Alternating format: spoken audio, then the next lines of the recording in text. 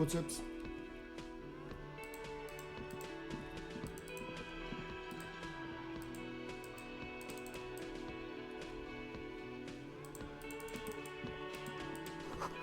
Summer dark clothes for winter. The worker is in a deep. Perhaps he's on his way to where you just came from, into the primordial darkness.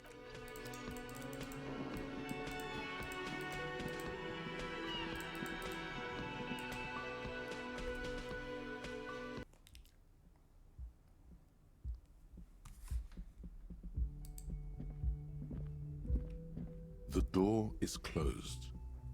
Still nothing. You should punch a fucking hole in it. The murmur in your ears. This door can only be opened with a key or from the inside.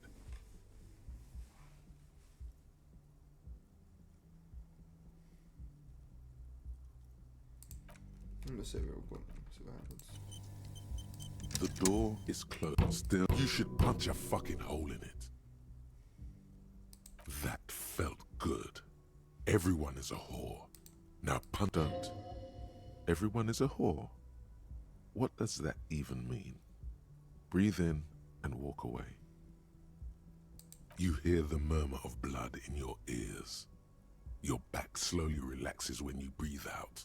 That's one lucky door. Still, you should punch a fucking hole in it. That don't. Everyone is up. You slam your fist into the vinyl. It does not produce a hole. The door sits sturdily in the frame, and your fist hurts. This was all a very good, normal thing to do. Still, you should punch a fucking hole in it. You slam your fist into the vinyl. It does not produce a hole. The door sits sturdily in the frame, and your fist hurts.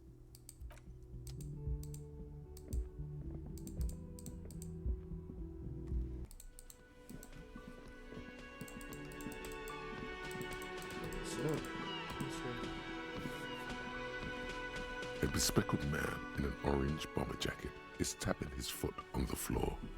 Looks like he's waiting for someone. As you approach, he narrows his eyes and extends his hand in greeting. If an assault were launched I'll be doing on this that throughout the whole building stream. right now, if the windows came crashing down and the whole world descended upon you, this man would hurl himself in death's way to save you. You are sure of this, but why? Hold on, who is he to me? Shake his hand. He is your half-brother. Hello, I'm Kim Kitsuragi, Lieutenant, Precinct 57. You must be from the Scoop sperm. 41st. First. You realize he's waiting for your name. This is your chance to come up with a really good name for yourself. Get creative. Conceptualize.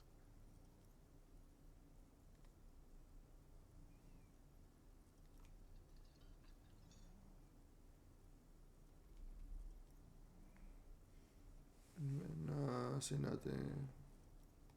I don't really know my name. Okay then.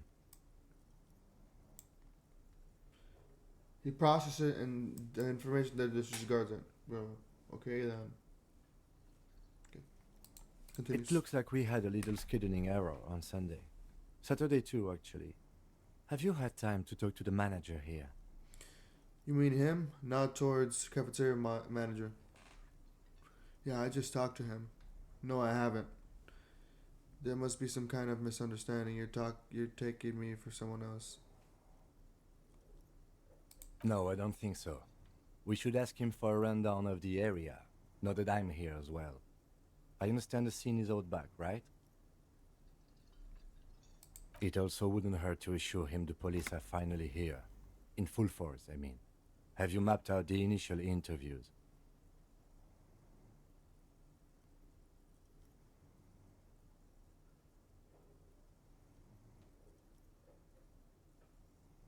Yes, the police. Yes, the police. I'm aware I'm a policeman. What interviews I have? Yes, I have it. At the 57th, we like to prepare an initial list of persons of interest, and then just skim the surface. Prepare the field, get to know the players. You don't do that? Maybe it's not an inter-district practice.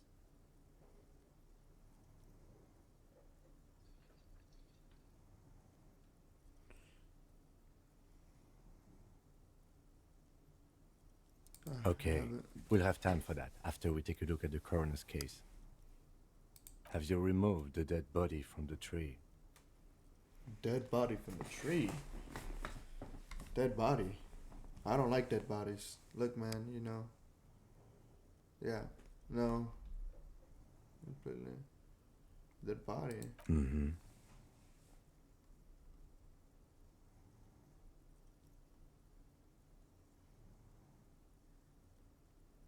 So, the body is still in the tree.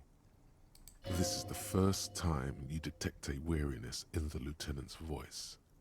It is obvious he would have preferred for the body to no longer be in the tree. Where it has been hanging for 7 days straight. We should go there as soon as we are done talking to the owner. What if I told you I'm not really a police officer? How can you be so sure I'm from the police? But I can't remember anything. What were we supposed to do again? Let's get going then. Move on.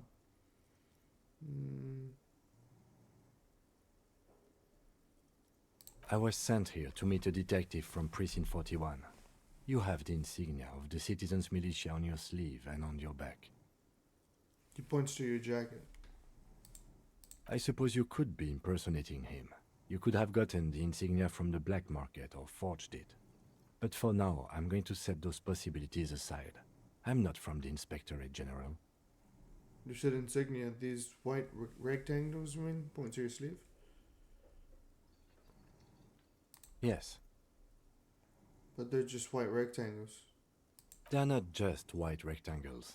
They bear a halogen watermark with the letters RCM and a pattern resembling the street grid of Revachol West. I would ask you to step into the headlights of my motor carriage, but again, it's none of my concern. I just need you to do your job. But shouldn't I have a badge or something? Check your pockets. You mean you don't have a badge? It was not on me when I woke up. Pretend fun. Losing your identification card is a serious matter. My vehicle has a shortwave. You can use it to report your badge missing. I would advise you to locate it as quickly as possible. But getting the body down should still take precedence.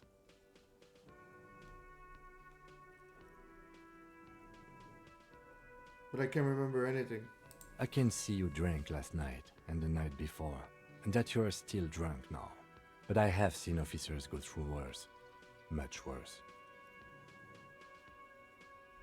If you need something for your headache, there is a general store nearby.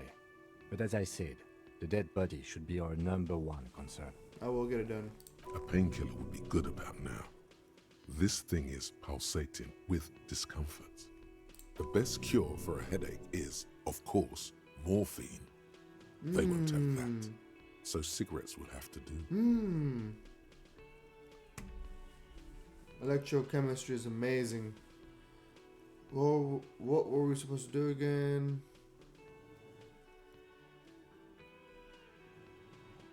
Talk to the manager. Then we go out back and take the body down. We all feel that way sometimes. There is no such thing as a police officer, I'm afraid. What remains is that there is a dead body in the tree. Someone has to figure out who put it there. If we don't, no one else will. But first, we have to take it down. Let's roll. After you, officer. Lieutenant Kitsuragi is now in your party. You can talk to him whenever by interacting with him. Beautiful.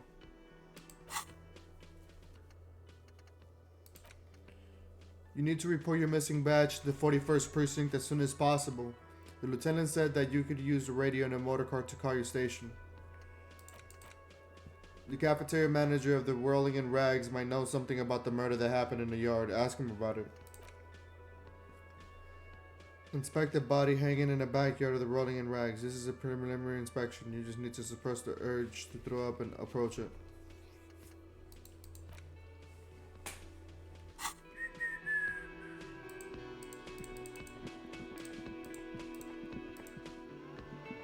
Yes?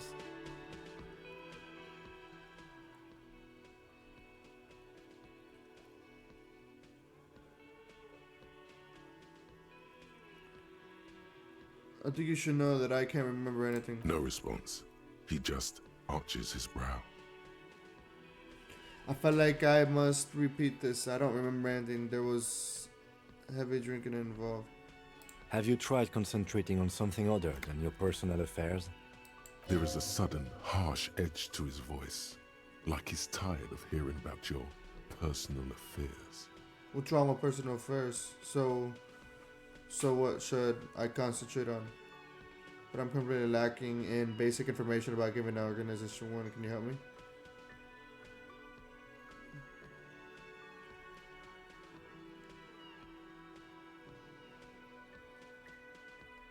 Not a fan. It's just the nature of lieutenancy. The RCM deploys a self-styled structure called the Decomptage as its chain of command. Every lieutenant is responsible for 2 sergeants and 8 officers.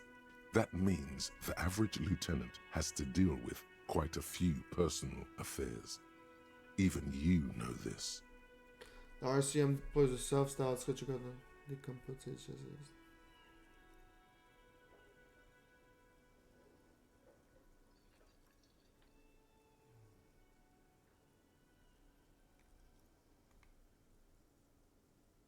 So what should I Try concentrate on? work. The case at hand. It can work miracles.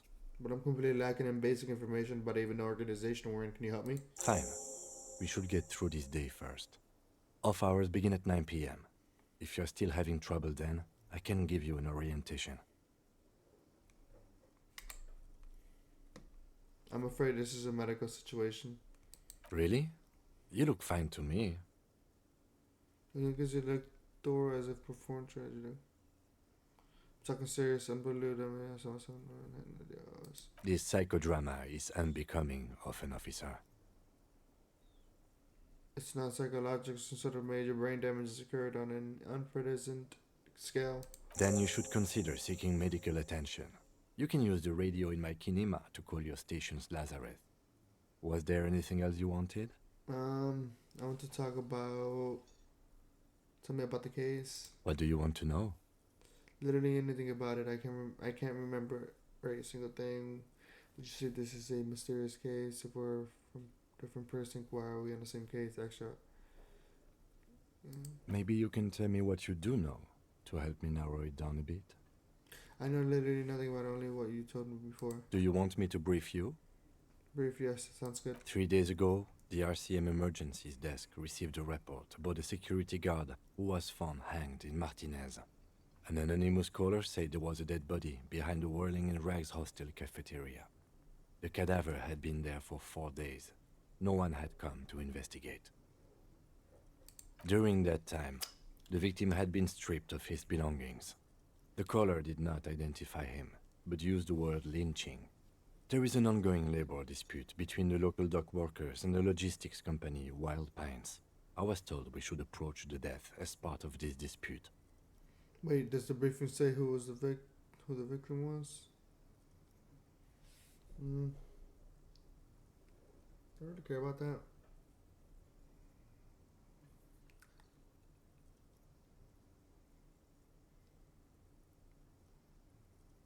A security guard or worker of some sort, hired by Wild Pines. This was just hearsay from Martinez, of course. We need to find out the truth. Who's the caller? To find him or her is one of our tasks here. For now, all we know is that the tone was muffled, using a device of some sort. The desk could identify neither the caller's age nor sex. It's a murder case. So why hide themselves? There's a strong prejudice against involving the RCM in what's seen as union matters. The dock workers' union is the de facto police in Martinez. Now it appears they've started executing too. We cannot allow that. To find him or her is one of our tasks. For all we know is that the tone was muffled using a device of some sort that desk could identify neither the caller's age nor sex. There's a strong prejudice against involving RCM in what's seen as union matters. The dark workers union is the de facto police in Martinez. Now it appears He started executing too. We cannot allow that. Hold on. RCM is. Of course, yes, I understand everything now. Let me just make this perfect. Our job here is to find a killer. Don't understand anything.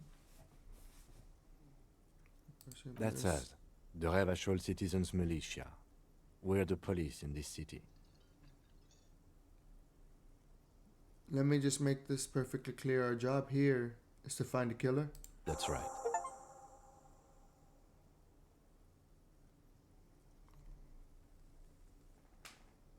Can we go over the preliminary info again? You mean like a brief? Do you want me? 3 days ago, during that time, the victim had been stripped of his belongings. The call a security guard to find him. There's a strong prejudice against involving the RCM in what's seen as union matters. The dock workers union. Just to be clear, we are police officers. It's our job to find the killer. That's the case. Uncover and arrest the killer. You mean like a brief? 3 days ago, during that time, the victim had... Okay then.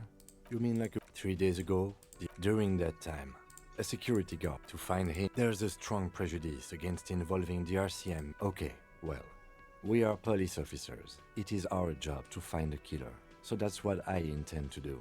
You should try it too. Would you say this is a mysterious case? If we're from different precincts, why are we on the same case? Would you say this is a mysterious case? It's not a particularly mysterious case. Why not? That's all I needed to know. The deceased is a security guard for a corporation involved in a labor dispute. It doesn't take a DeLorean polymath to put the pieces together. I just don't see the case getting more mysterious than that. I was thinking something otherworldly might be involved, you know, something supernatural. White man in his 40s, what more do you need? Personally, I think labor disputes are very mysterious. Okay, so the case probably isn't mysterious, but could it be sexy? I can assure nothing like that will happen. Do you know why not? Are you sure? I think something is already happening. Why not? Because it's impossible, I know that still. No, something isn't happening. Because it's not part of reality. There's something the lieutenant isn't seeing. The universe is too irrational, too morally complex. You should convince him. No, it's not a particularly mysterious case. The lieutenant. No. The lieutenant. No. The lieutenant adjusts his collar. It doesn't look like he wants the case to be more mysterious. No. The deceased is a security guard for a corporation involved in a labor dispute. It doesn't take a DeLorean polymath to put the pieces together. I just don't see the case getting more mysterious than that. White man in the 40s, what more do you need? I'm relieved that you agree.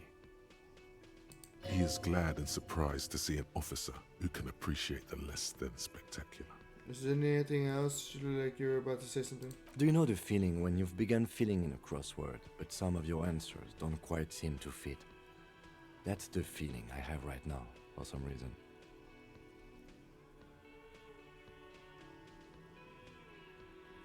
I know exactly what you mean. I have no idea what you mean.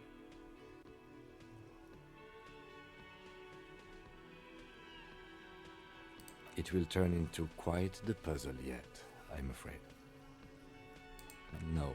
The deceased is a security guard. I'm really... He is glad and surprised. Do you know the feeling when you've begun... It will turn in... No. The deceased is a security guard for a corporation involved in... Then you are in luck. Because we are in the midst of a major strike by the dock workers union. Maybe more than that. The union clearly wants a piece, not just of the industrial harbor, but the Wild Pines Corporation itself. Is this a strike then? Or the first shots in a workers' coup?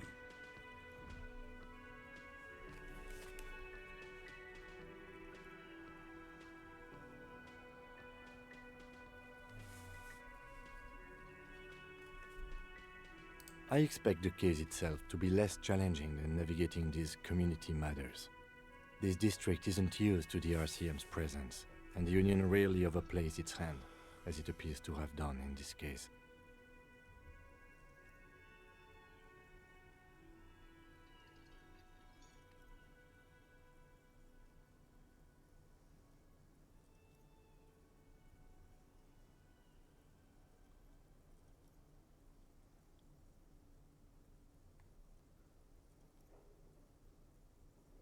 Wait, so is this a strike or an attempted coup? Strike, coup, revolution. It's brigandage, however you parse it. You feel something rising through you, a familiar feeling, an opinion taking form. We should ground the porkers into fine paste and feed them to the pigs. We should ground the owners into fine paste and feed them to the pigs. With this little foreknowledge, I am unsure of which side to grow. She must ferment in me. Also, nationalism. I don't think grounding one or the other side into pigs will do any one for you. I am really, really smart. I spent the last 20 seconds deciding on which side to ground into pigs.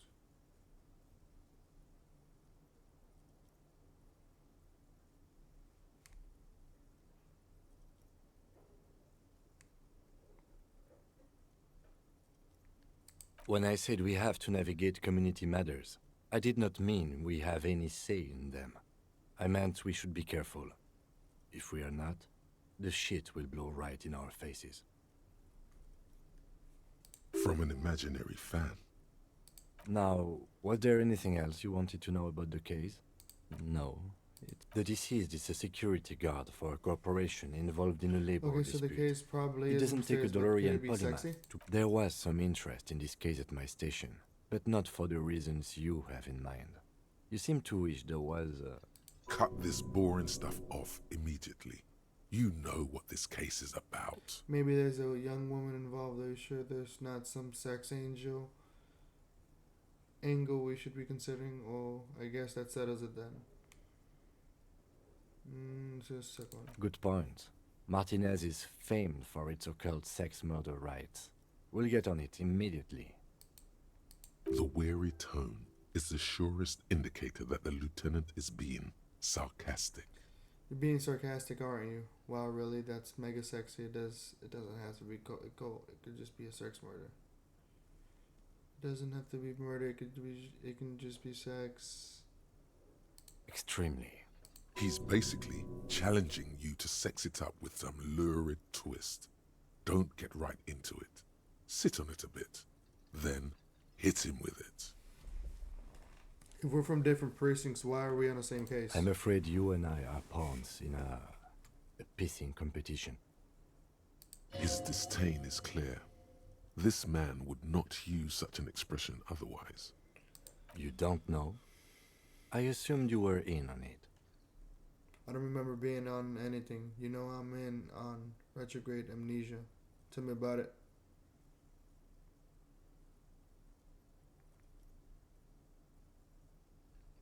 It's just stupidity.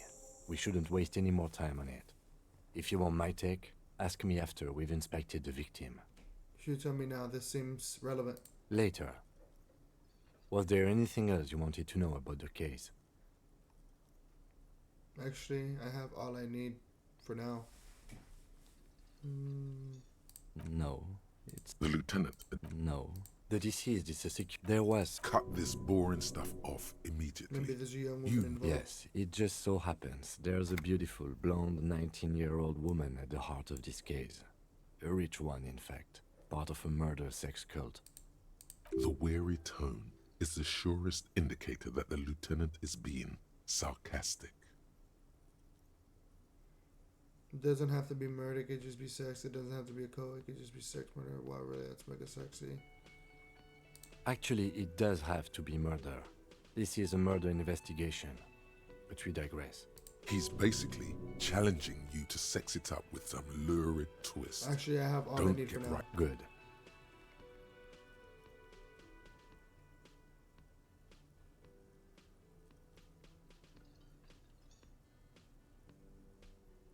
No response.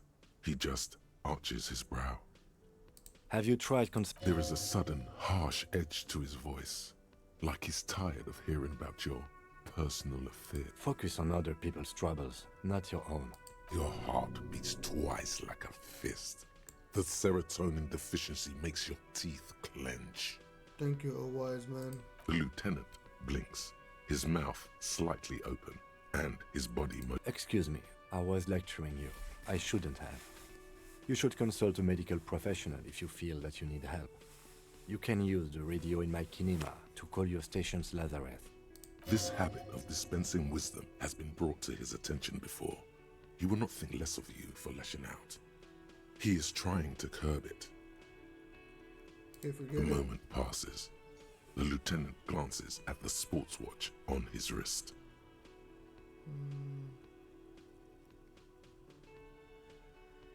What do you want to know? You mean like a brief? There's no re. 3 days ago, the RCM emergencies desk received a report. During that time, the victim had been stripped of his belongings. The caller. Okay then. Was there anything else you wanted to know? Good. We'll talk about you. Me? Yes, you. I don't see how my life is pertinent to the investigation. We'll work better together if we have more rapport. Come on, let's open up a little. You're right. What was there to know about a lame binocular? Work together better together if we have more rapport. That's a fair point.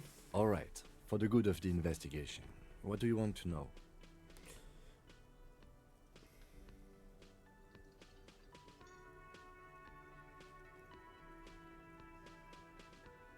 You don't look like other people around That's here. because I'm half Seolite, or quarter. My father's father was from Seoul. So was my grandmother, but from my mother's side. It's not an interesting topic. Brazil. It's a part of the world, officer. A geopolitical entity and a geographic division. I told you it wouldn't be interesting. You're only making it sound uninteresting. I still want to know more about Seoul. You're barking at the wrong tree.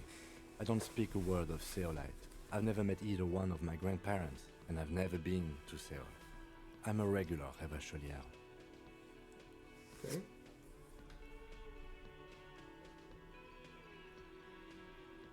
You're wearing glasses. That's correct. That makes him a binoclard. Completely uncut material, if you say so I yourself. didn't know they let binoclars become cops.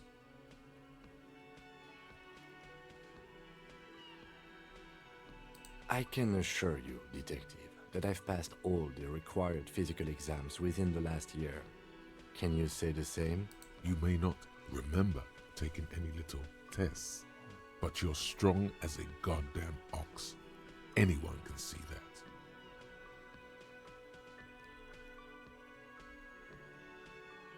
I always believe in mind over matter. That's good to hear.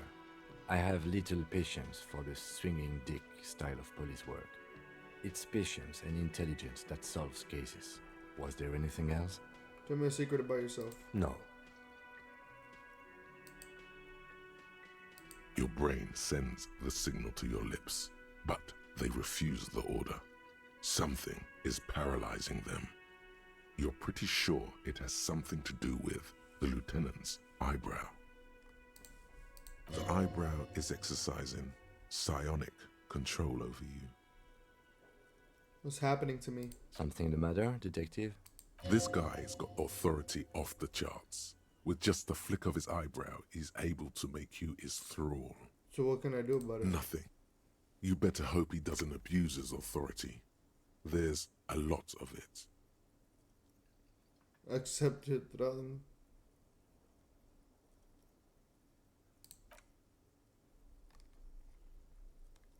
The lieutenant relaxes his eyebrow, and you seem to regain control of yourself. No. The lieutenant nods. So I can pass that test No. again. Your brain sends the signal to your lips, but they refuse the order. The eyebrow is exercising. The lieutenant relaxes his eyebrow, and you seem to regain control of yourself. Authority.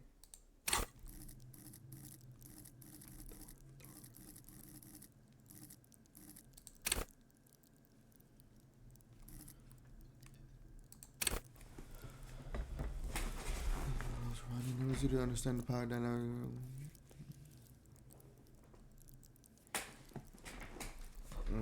So getting information, pretty much.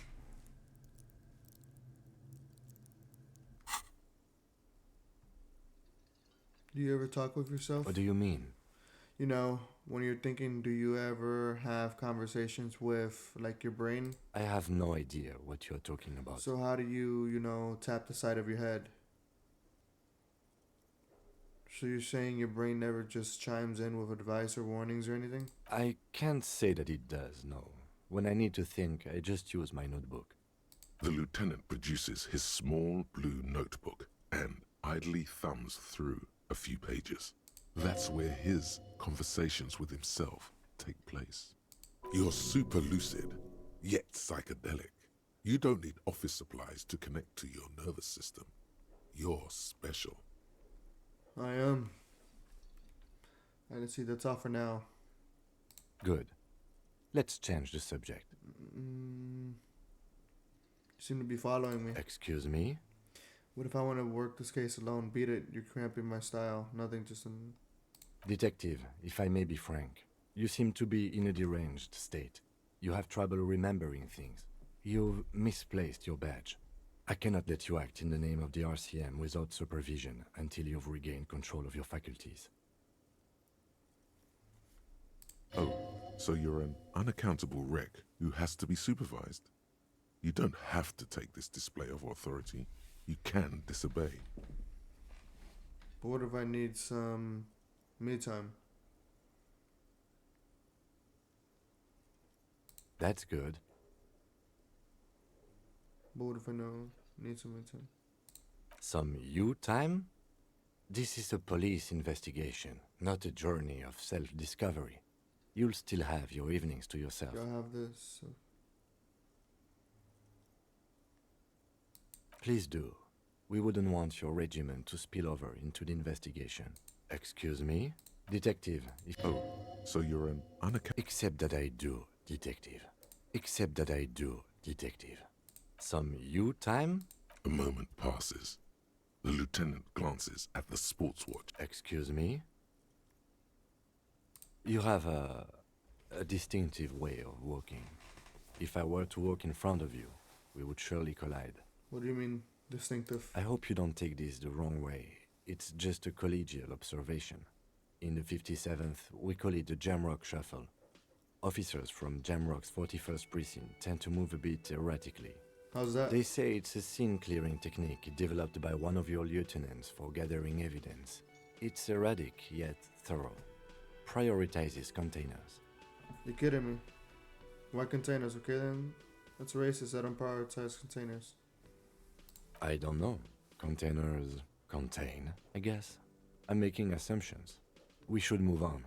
Passing along frivolous interdepartmental stereotypes is not usually his oeuvre. He regrets bringing it up. Excuse me? You have a... I hope you don't take... They say it's a scene-clearing technique developed by That's one of racist, your I don't lieutenants. I'm sure you don't. It's just a stupid interdepartmental thing. I'm making assumptions. We should move on. Passing along frivolous interdepartmental stereotype. Excuse me? You have a... I hope you don't take... They say it's a scene-clearing... He's simply passing along frivolous interdepartmental... Excuse me? Frankly, detective, you are in a deranged state. I can't let you proceed without close supervision. In fact, under normal circumstances, I'd be duty-bound to report you. Take it as a token of good faith between our precincts that I haven't done so. The lieutenant thinks you're some unaccountable wreck who needs constant supervision. But you don't have to listen to... Except that I do, detective. Some you time? This is a police investigation, not a journey of self-discovery. You might. It's important not to let one's style interfere with their work. Excuse me? You have a... A moment passes. The lieutenant glances at the sport.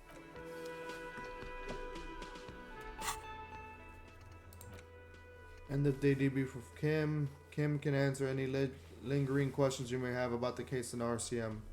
Join him on the Rolling in Rags balcony after 2200 when you're calling it a day. Kim suggested you call the station Lazarus in order to sort out your health issues. You can use his mortar courage to make call, although you don't feel although you don't feel hopeful. Apparently there was a pissing match between Precinct 41, yours, and Precinct 57, Kim's. Ask Kim about this after the initial inspection of the dead body is done. Police officers get briefed about the cases they're given. Sometimes they forget the briefing though. To be briefed, click on Kim and ask him about the case. Okay.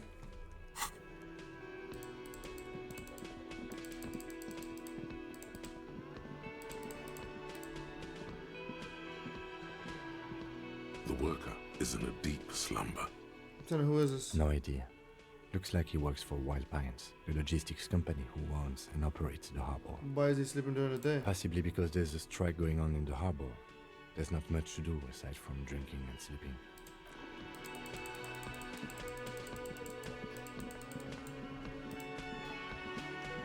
The man with the unimpressive beard notices you approaching. He drops the ledger he was holding and turns to the lieutenant. Mr. Gart, right? The lieutenant You run glances into his this little place. notebook. Yes. He responds tersely. I am Kim Kitsuragi from Precinct 57. This is an inter-district investigation, so joining me from Precinct 41. He looks at you, to you, realizing he still doesn't know your name.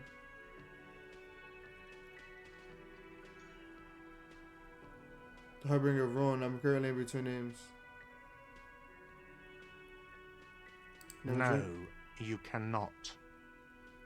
Officer, I was thinking more along the lines of your name. Fantastic. It's like when you left your band, but you haven't decided on a solo artist name yet. Cam was about to say something like that. Right. Now, I know it took us a while to arrive at the scene. It also took you a while to call us and report the dead body. It was you who placed the call, yes? No, I only just got here. It was probably Sylvie who called you. She usually works the bar here. I'm only temporarily taking over her duties. Do you have her number? As a matter of fact, I do. He looks behind a pile of coasters, finds a slip of paper, and hands it to the lieutenant. You said you just got here. From where? Are you a local?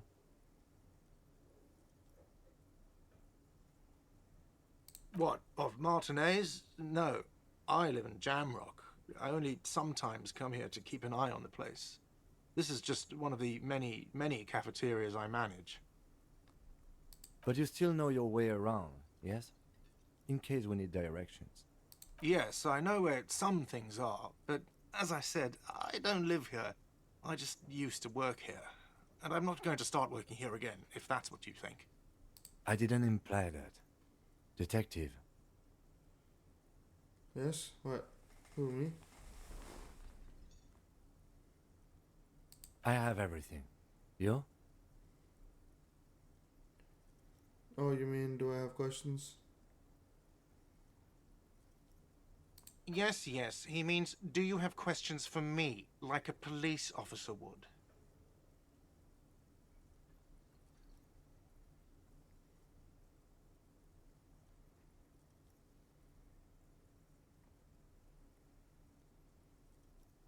Why did Sylvie go away? She went away because none of your business. This is the second time you've avoided the subject. Oh my god, what is your obsession with this Sylvie person? Get over it. Maybe it's he who's obsessed with this Sylvie person. Certainly sounds like it. She went away because none of your business. Oh my... Maybe it's he who... She went away... Extra fine. Who killed him? I don't know who killed him. I'm not the police. That's your job.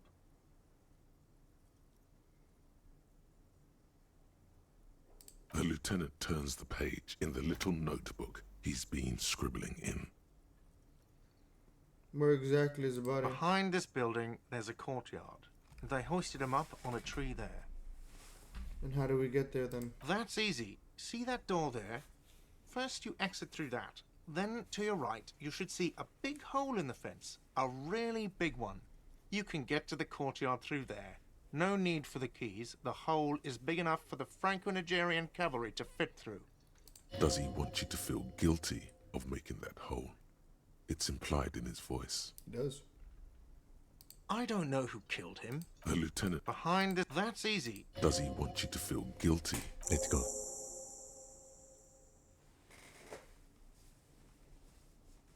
Not so fast. You owe me 130 real.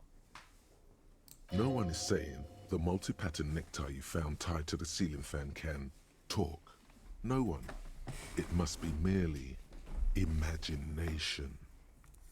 But Let's bail! Time to push the eject button!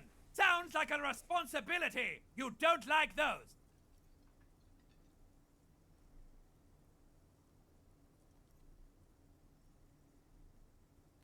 What's Oh, real? excuse me. You owe me 130 real. the IIR, or Inter-Isolary Real, is the global reserve currency. Whatever part of the world you're in right now, it's safe to assume he means you owe him some money. By real, do you mean some form of street cred? Oh, I understand you mean I owe you money. No, you don't owe me street cred. You owe me money.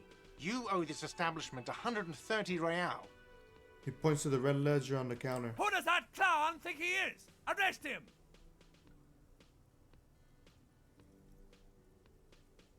What do I owe this place for? What exactly is money?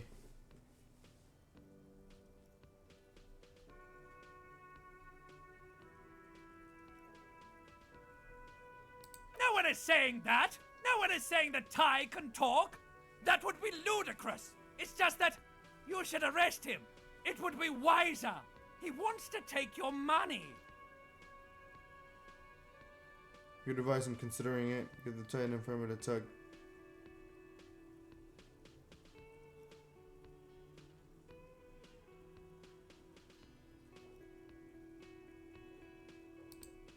The lieutenant looks at you tugging on your garish tie. He puts his hand on your shoulder. If you don't have the money, it's okay. None of us are in this for the wages. That's Cop 4. I haven't offered to pay because I don't have any money either. What exactly is money? What are you, a philosopher? Actually, I might be. Since I woke up, I have trouble remembering even the most basic concepts of reality. No, I'm just getting my bearings. Money is what grown-up people use to pay for things. Things like this hostel room, or 8 bottles of potent blend, and 9 packs of Royal Extra. We use it for everything, really. Interesting. Where do I get it from? Why do I need it? I don't think I have any money. Are you serious? From your work? I don't know. You can take bribes, I guess. I'm sorry. I don't think cops can take bribes. Some do take recompense, but only to survive.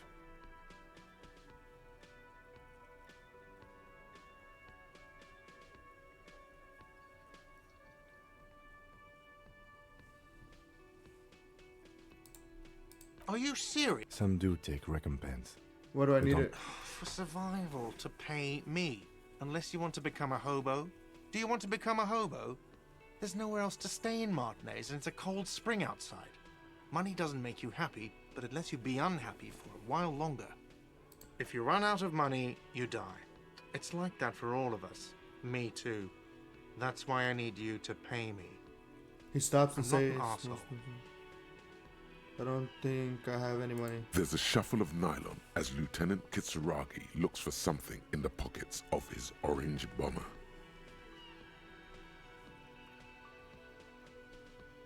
What are you, a philosopher? I shall Money remember. is what grown-up people... There's a shuffle of nylon. What are you? Money is what... There's a shuffle of nylon as Lieutenant Kitsuragi What do I looks owe for this place something. for? Let's see. 3 nights at a tariff of 20 real comes to 60 real. Then there's the window you annihilated. The hole in the window was the first thing I saw when I came to work. So don't try to tell me you didn't. That will be 40 real in damages. It's 100. Another thing you've annihilated is half the bar. You've run a tab of 30 real. Actually more, but we'll round it down to 30 for your hard work maintaining the stability and order of Revachol. That's 60 plus 40 plus 30 equals 130 real. And yes, real is still money.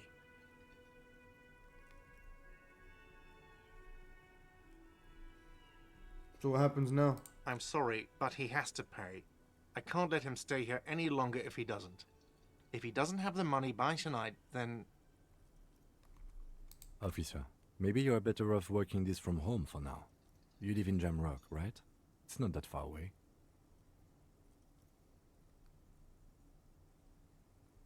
Fuck this place. I'll take my chances on the street. I'll see what I can do.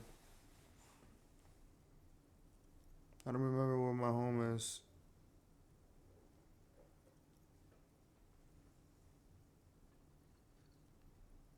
I don't remember where my home is. I don't have a home. Isn't there somewhere else I can stay around here? You mean somewhere else to run up a huge debt? I don't think so. The union squeezed most places out of business to fund the strike. You're better off home.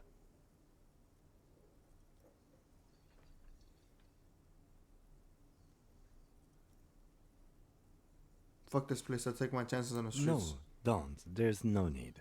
You really need to take this up with your station. I have a shortwave radio in my car. Call them. Ask for assistance. We have to get this investigation started now. Good luck. The man wants to say something then thinks better of it.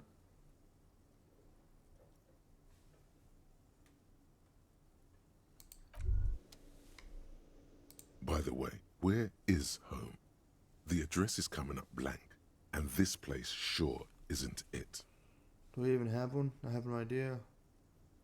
But you've been at this hostel cafeteria for only 3 nights. Where were you before? You had to be somewhere. I don't know. Near? South maybe? Far away? Up on Marvel Hill? In time or space?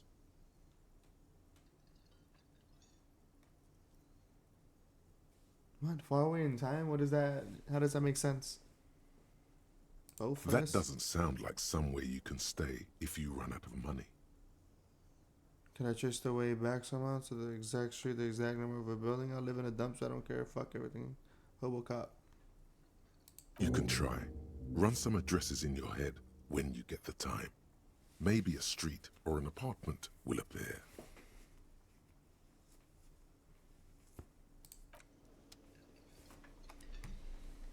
Can I help you? So how about the money? One drink, you put me one.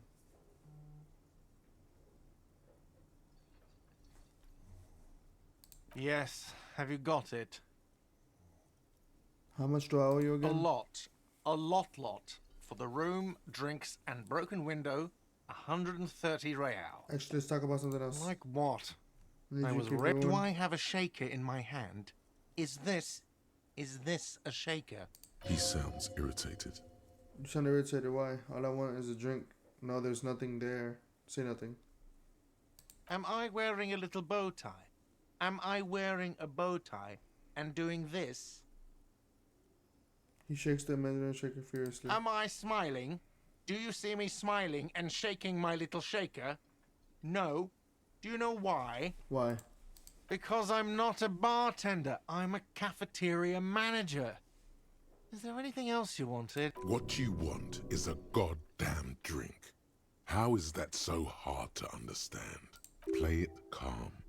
This man needs to understand you need a drink to help the community deal with police stuff.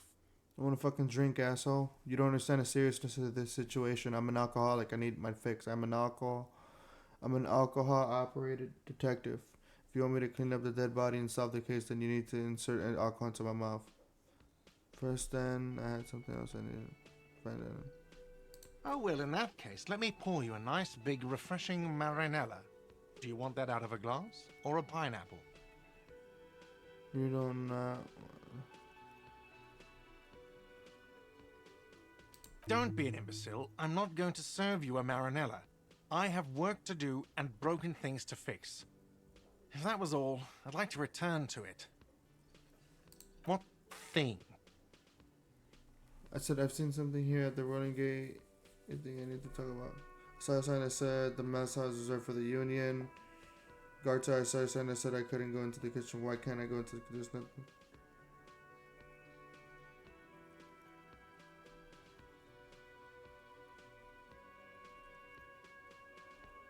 Yes, not the whole damn union, thank God.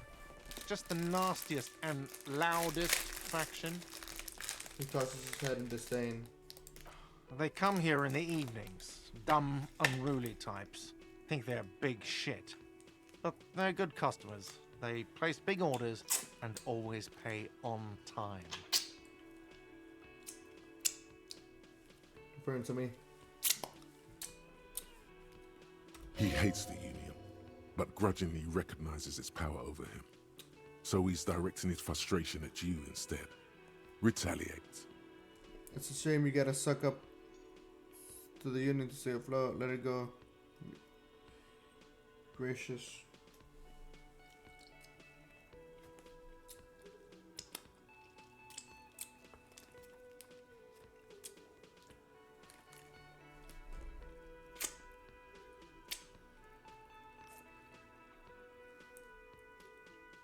I don't. I'm simply providing a service, or really facilitating the offering of services to paying customers, and it doesn't matter.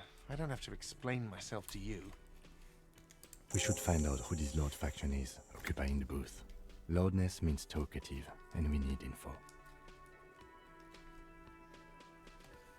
How do we find him? We don't. We have to wait. They'll show up sooner or later. Men get hungry, even striking men. If not today, then they'll be here tomorrow. Gotcha, I saw a sign that said I couldn't go into the kitchen. Why can't I go into the kitchen? What are you, a cook now? That's none of your business.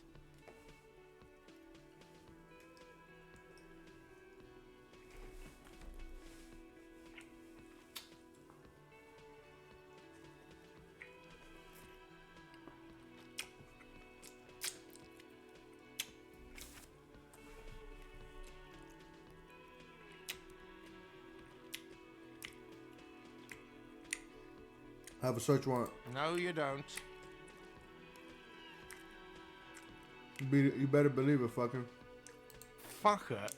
Lay off the swear words. They don't make you cool. This isn't kindergarten. Besides, the RCM doesn't do search warrants. I know the law. You'll just have to wait for the kitchen to open. If you have to get in there, which you don't. You do realize you can just go into the kitchen at 1300 hours. No need for superstar charm or Sambo-style antics here. Sambo is an acronym for Samaran boxing. Graceful martial arts stuff. Sambo style implies stealth, cleverness, and cool. Just letting you know. What are you, a cook now? That's none of your business. But there may be something pertinent to the investigation in the kitchen. He wasn't pan-fried. He was lynched. What could the kitchen possibly have to do with... Fine, okay. The kitchen is closed until 1 p.m. because the cook is working. You can snoop around after that, if you must. Something else I want to ask about. What? By the way, you should come back to this thing-based questionnaire if you see anything interesting in the whirling later. Okay. Another thing. Yes? By the way, I'm going to sing karaoke here. Absolutely out of the question. You wait and see, cafeteria manager. Absolutely in the question. First we find a sad banger. Then we sing this place to shit.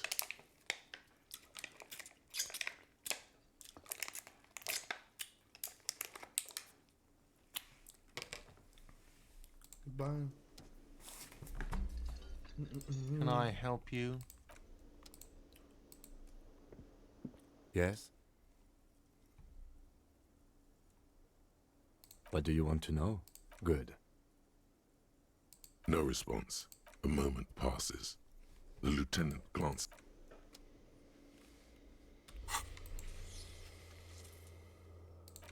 Who made the call reporting the crime? Someone reported the hanging to the RCM. Maybe if you find out who it was, it may shed new light on the events. You have no idea where to start, but the caller could have been anyone. Call Sylvie using Kim's shortwave to ask whether she made the call. Pay for damages. You need to pay for the damages you cause in the whirling in rags, or you won't have to, or you won't have a place to stay tonight. Ask around for money and be careful what you're spending. If you're unsure how much you owe, ask Arte. Find out who is in the union box. Garte has told you some unruly union men gather in the mess hall of the Whirling in Rags. They're not there today, but most likely they'll eventually show up. Keep an eye out for them.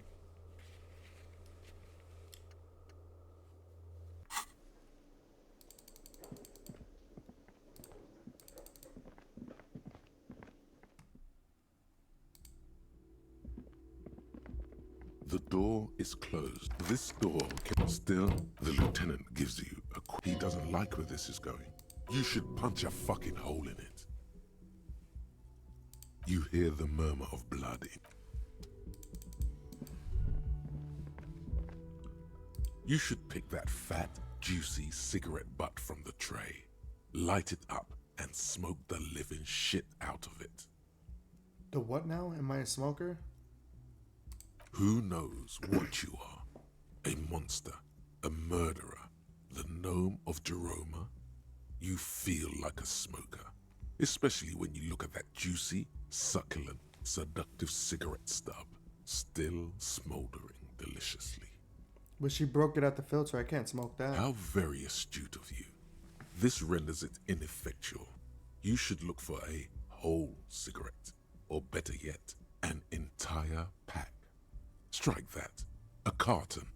Make sure they're all healthy and able-bodied. Then smoke them all. The idea seems to make your neck expand.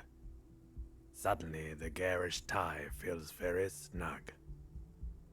Or you could not do that. No one is making you.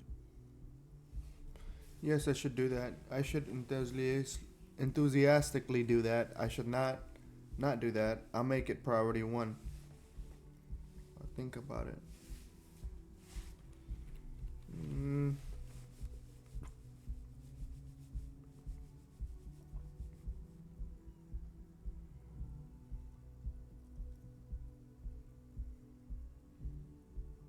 Good.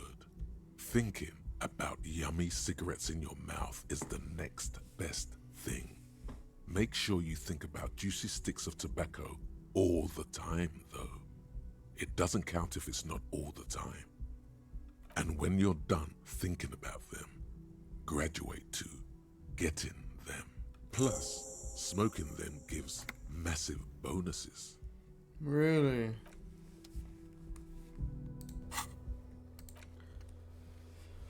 You need to get your hands on some cigarettes and then smoke them for those massive bonuses. Find a pack, put it in your mouth, equip it in health, slide in your inventory, and the smokes will do the rest.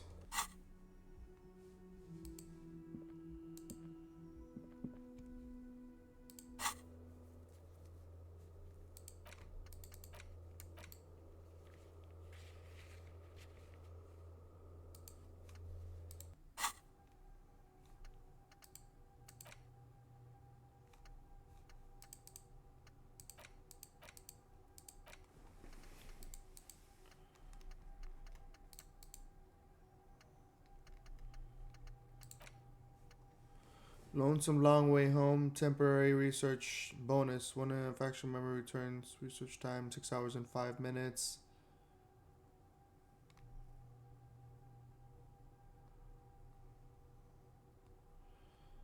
Let's rewind. Let's trace your drunken steps back home. Jump across the raised channel bridge southwest of here.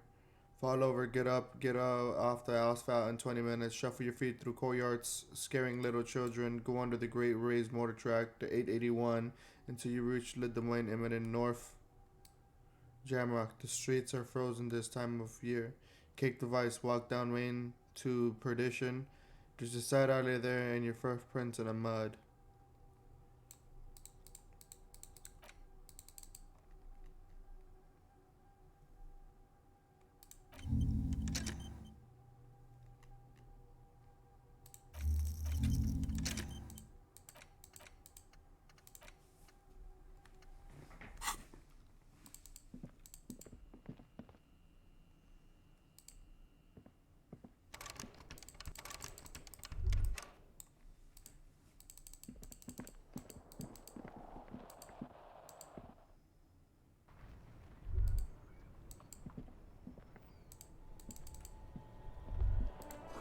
The smell of the sea makes you dizzy.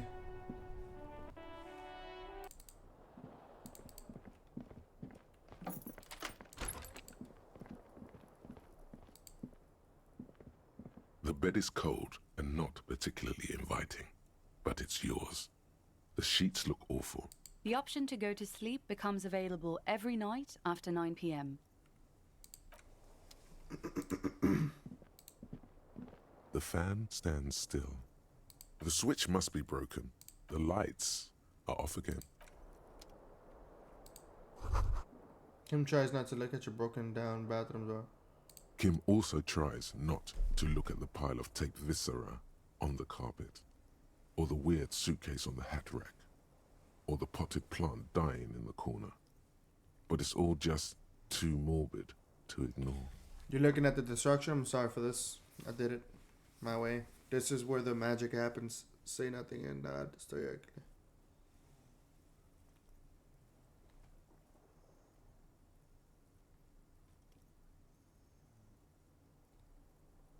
No problem, officer.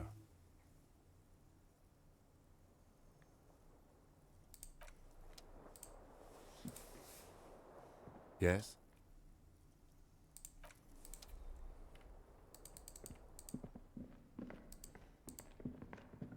A mirror hangs on the bathroom wall. In it, your face. A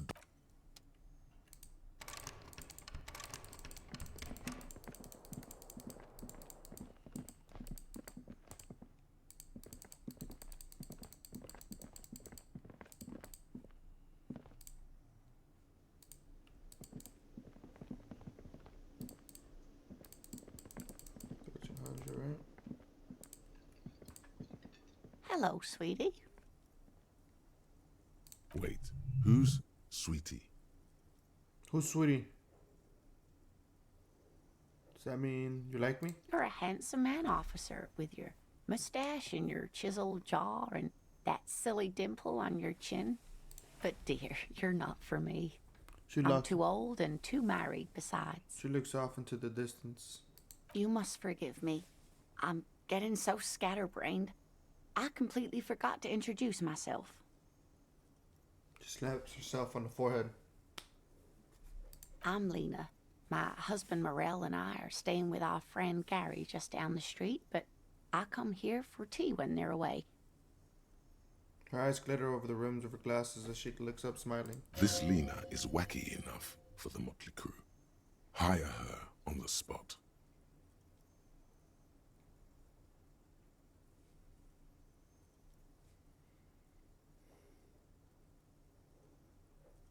I don't know if you noticed, but I don't know where I am or what I'm doing or anything. Yes, officer. You look rather dazed. Like a stunned fox. But surely things can't be that bad. I drank so hard I forgot literally everything. Oh my. You know where we are, right? The Rolling in Rags cafeteria was on my keys. I don't really know. Some city hotel war zone at the edge of the world. We're dead. Hunting each other. We're ghosts. That's right. And where is the Whirling in Rags cafeteria itself located? The edge of civilization. We're in the city of Revachol, dear.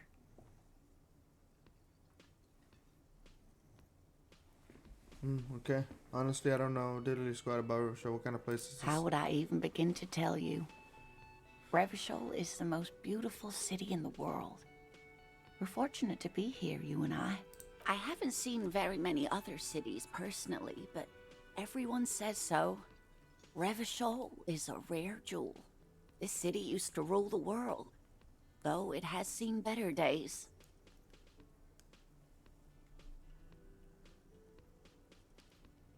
You must look quite lost. Speaking of history, you know what year it is, yes? It is the spring of 51. I don't know, as we're... That's right, dear. How splendid. Here, take this pen. Knowledge should always be rewarded. Her relief is palpable. She was getting pretty worried about you there, but now she relaxes her shoulders. I can tell that this is taxing for you, so I'll just ask one more question. What regime are we living under? What mode of government?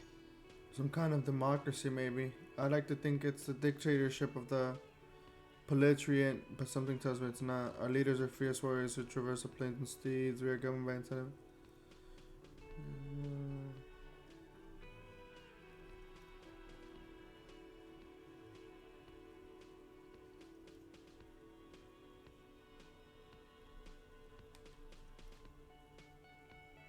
Actually, we are not.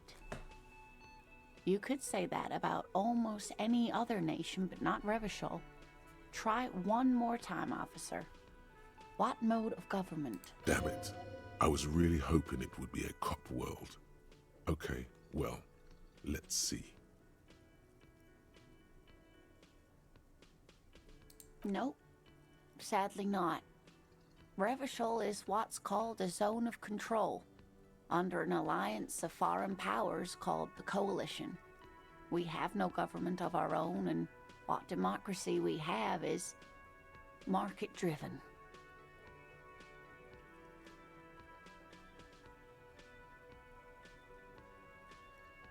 Oh dear. And you were doing so well. There aren't any cops in Revachol, not in the traditional sense. The status of law enforcement has been a complicated matter since the revolution.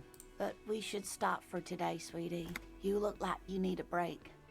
Besides, I'm not the best person to explain the big things to anyone. She's scared now. She's realized you really are brain damaged. A defeat, I'm afraid. The people of this archipelago tried to build something new, something different. The rest of the world didn't like it, so they came and ended it. This was 42 years ago. What does that have to do with there not being any It cops? has something to do with everything. I really don't know how to explain it better. I'm just a poor woman, she thinks. What do I know of these things?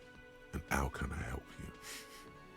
So how did I do? You were doing quite well up until the end there. It does look like you're having trouble remembering things. History and places. Remembering reality in a word.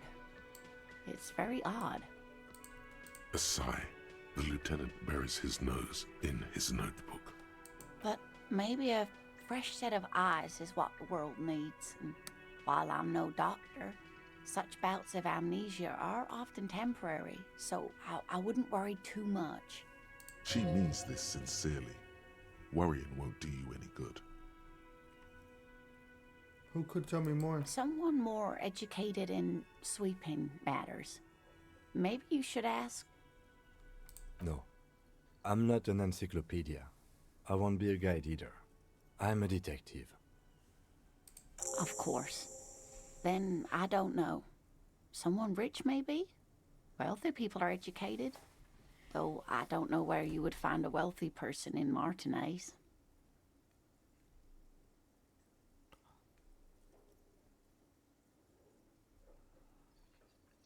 How'd you like to roll with me? Whatever do you mean? I want you to be my wheelchair partner in fighting crime, raiding backyards of corpses, catching sequence killers. Roll us some cigarettes, some Jonasing for a smoke. Nothing. I was thinking of the lyrics to a song when I roll me. Sequence killers? Oh my. But I think you already have a partner, sweetie. A partner who needs you to help him get a corpse down from a tree. I know, but there are also side mystery sequence killers and forays into the paranatural. You're probably right, Kim. I can assure you, with absolute certainty, there are no sequence killings taking place in Martinez. Now, gentlemen, no need to squabble. I wouldn't be of much use to you anyway, sweetie. Why? 3 heads are better than 2. Thank you, but Martinez isn't the most wheelchair-accessible place, you see. I'd slow you down. Perhaps another time.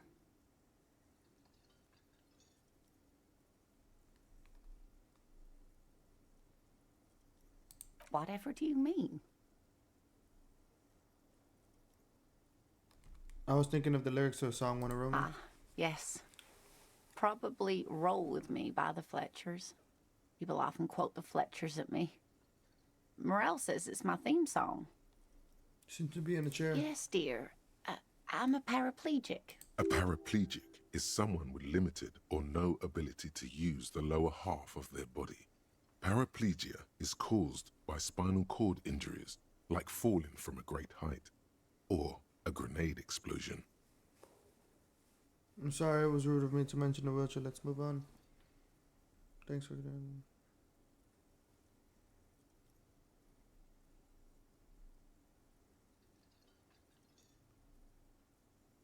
No, dear. I'm not quite that old. Although I was injured in the line of duty. Were you a mountaineer? Were you a tightrope walker? I feel like I was. Nothing so glamorous, dear. Though when I was young, I dreamt of planting the Revacholian flag on some figurative peak. What did you do then? I was a training and development manager at a rapidly expanding mail order shoe company. You'd think it would be a safe job, but I had to be everywhere, and, well, once I happened to be under some faulty scaffolding. I was lucky. This was almost 20 years ago, and I was compensated exceptionally well. One can only dream of such payoffs nowadays.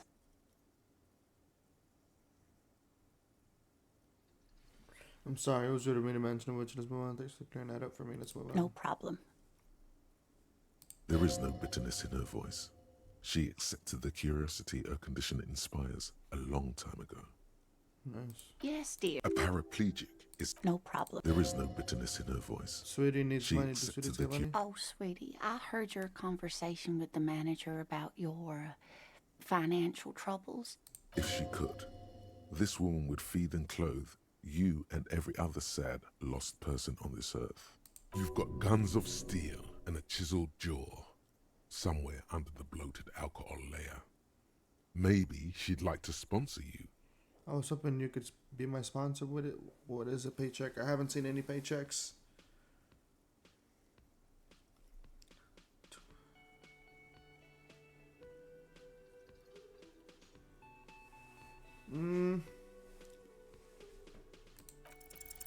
Your deportment remains dignified as you shed a single manly tear.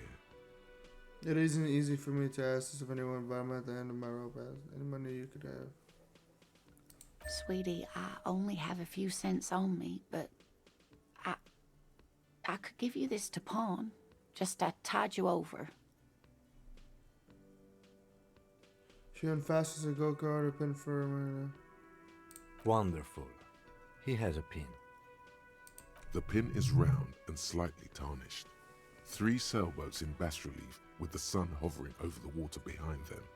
A chipped green banner at the bottom reads, San Baptiste, Summer 31, Dinghy Races.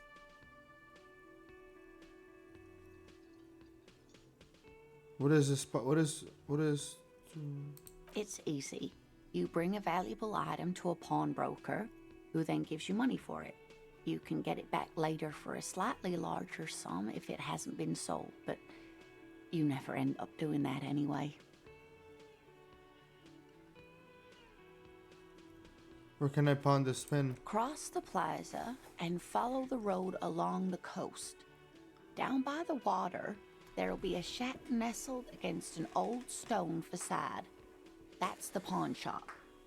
An old friend of my husband's goes there often. He says the owner is quite helpful. Items that can be pawned at Bird's Nest Roy's appear in your inventory under the Items tab.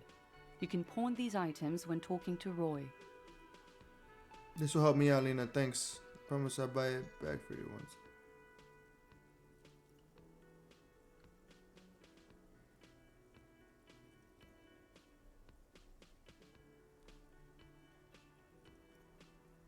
Oh, it's not an ancient family heirloom or anything, but I suppose it would be nice to get it I'll back. buy for you then.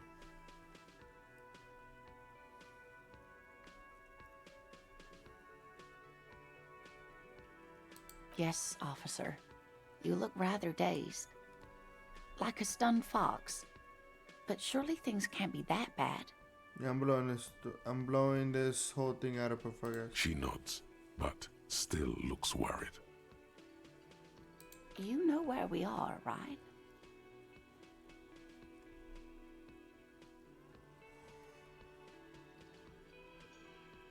That's right.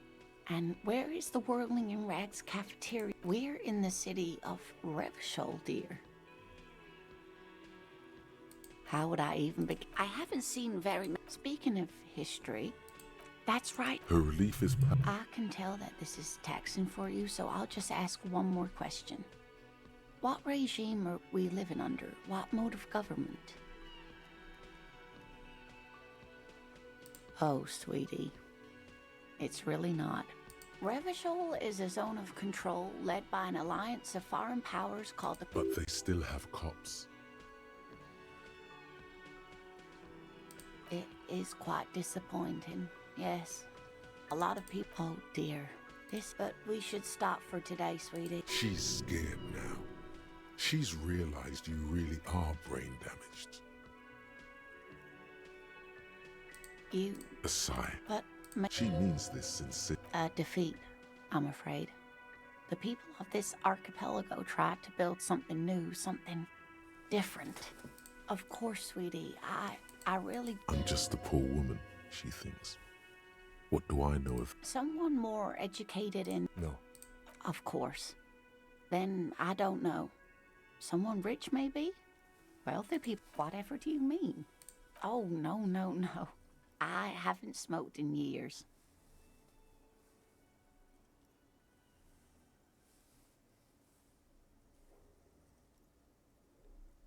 She shakes her head. Wait, maybe she knows where you can get cigarettes. Delicious, toasty cigarettes stuffed to the tip with love. You would do well to follow her example. Smoking is the reason you feel like a rag. It's painful for you to even ask these questions.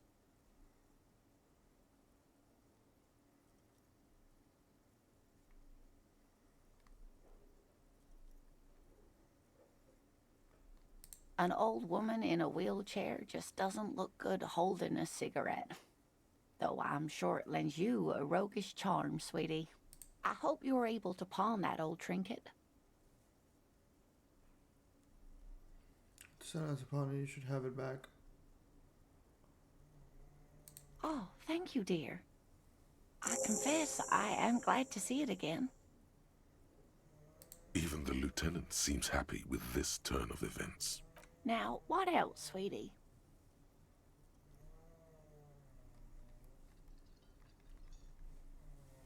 I've got to get going now.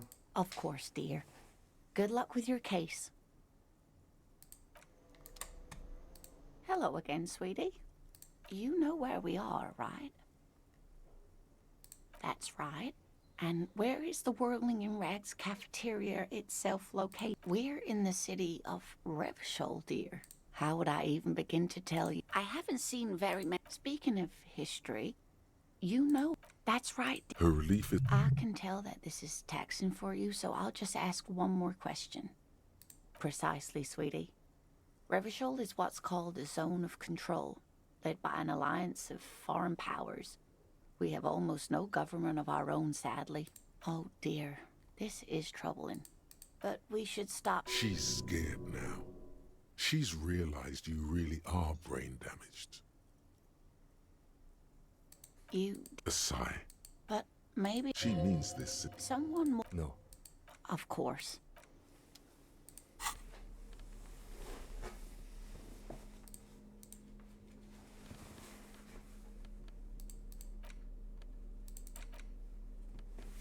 A pen with a green ape head on one end.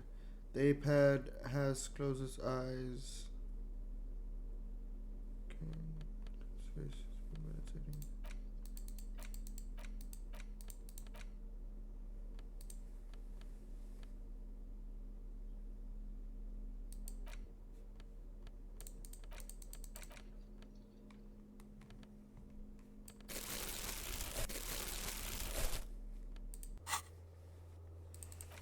You have no idea where you are. I didn't encourage you to ask others to explain the road to you in greater detail. Perhaps try a rich person. Rich people are educated. And they gave you a current prince upon where you were desperate for cash. The honorable thing to do would be to return to her, to buy it back and return it.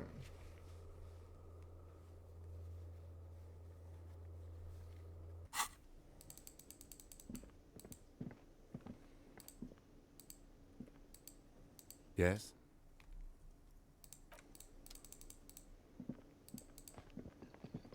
The worker is in a deep slumber.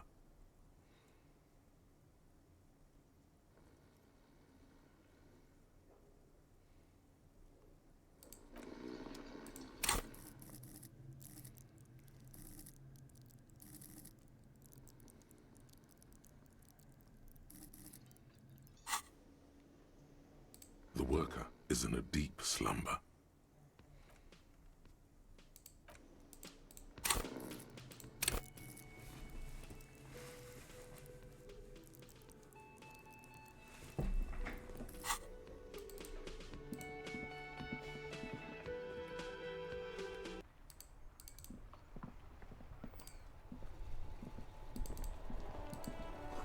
A heap of snow melts in this wheelbarrow. The street signs reads, "Fuck the police." Pigs go home. The street name is eligible. The RCM in Martinez. What can I help you with? Sound surprised. I have some We don't see a lot of police around here. That's all. I have some questions Of for you. course. What can I help you with? We need directions. What is this fuck the police business? Who are you exactly?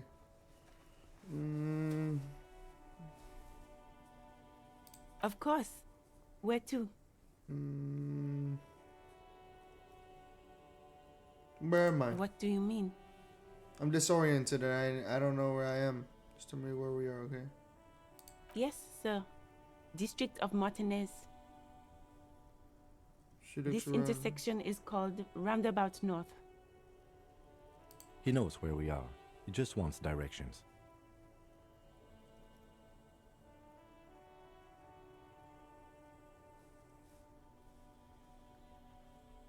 What is up in the north? There's the pier, the Cape Side apartment buildings, some more tenements. Not a lot, really. In the east? The harbor gates. Some kind of commotion, I think. I don't follow the local politics. A fleet store, too. To the south? Some shops and a bridge. The canal bridge leads to the coast, but it's broken, I think. Some kind of accident, probably. What is in the other side of that canal? Just coast. There's a little fishing village there, and a fish market. But that got closed down ages ago. Rows of stalls under a broad roof, where silvery fish were heaped on newspapers. Water, water everywhere, pouring from the heavens in the shadow of the old church.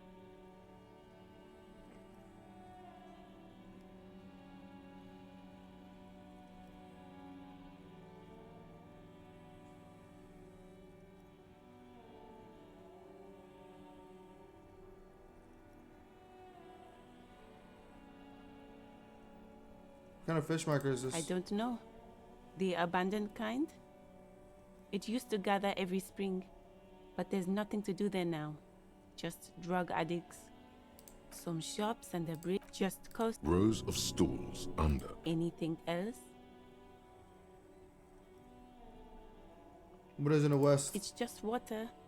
No, actually, I think they call it the Martinez Inlet. There are some islands in the bay, but they're hard to reach. I'm looking for a dead body. Oh, that's right there, in the yard. She's relieved someone has come for it. Finally. Thanks, that's all for now. No problem. What is this? Who are you exactly? Me? I am just a gardener. Good to meet you, just a gardener. Another question then. I am pleased to meet you too, officer. Me? I am just Cool, a and gardener. what are you doing here? I am working. Working on what? I have a greenhouse in the yard there. She just is I've over been here. trying Show to get her some resume. work done.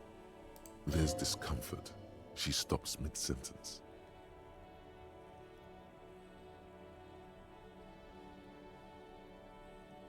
Go on, it's okay. As you already know, there's a corpse there, hanging from a tree. It smells pretty bad, so I have to take breaks. Don't worry, miss. We are here to clean it up. You can get to work soon. Thank you.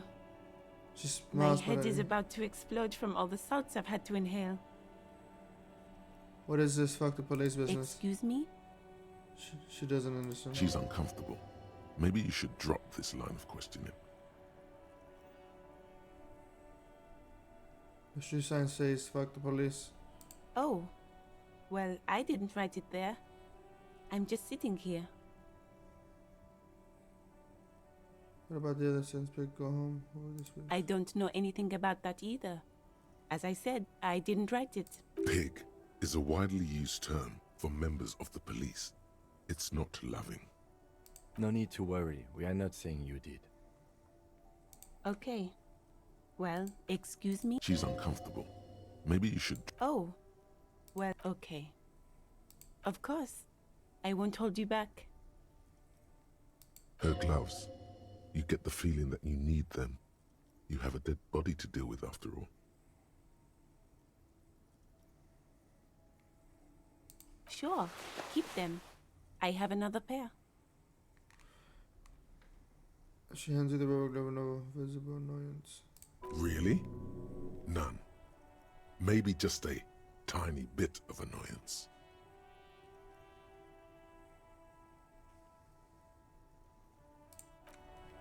Cool girl. Hello again, officer.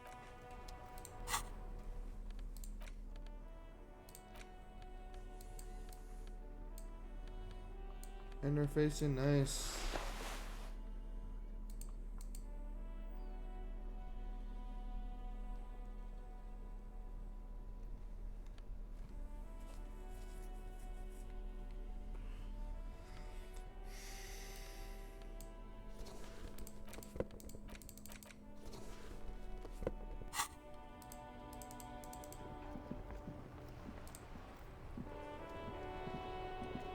Before you stands a motor carriage. The bodywork is covered in blue and white livery, bearing the number 57. Vapor emanates from the large engine on the back of the vehicle. It hasn't had time to cool off yet. This must be the infernal machine that tore you from oblivion. Open the door. In the cabin, you are welcomed by a set of steering levers, a radio microphone on a hook, a pull-out toolbox under the seat, and the soft glow of the fuel preheater gauge.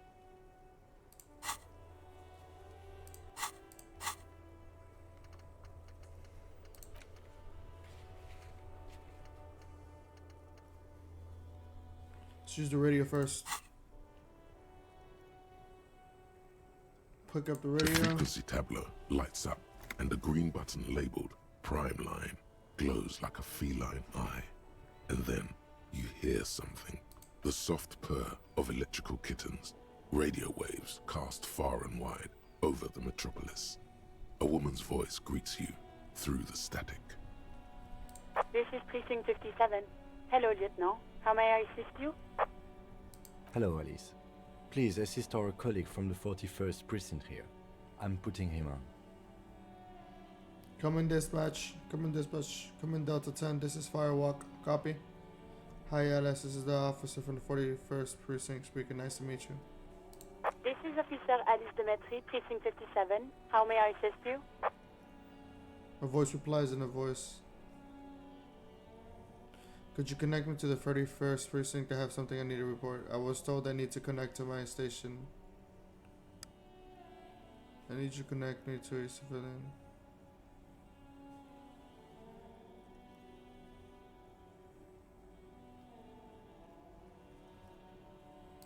Just a second, officer. He puts you on hold, the static crackling softly like a bonfire. After a while, you hear an old man greet you from the radio. His rarely voice is oddly familiar. 10-2, 10-5. This is 41st. Come in. Over. A scrawny old man sits in a dusty cubicle, smoking, with a large white rectangle sewn on his vest.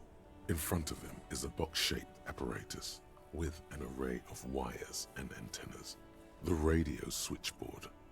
Hi, this is me. Here. I work at your station. 10-4, what's your status? Over. My status, 10-18, 10-20, over.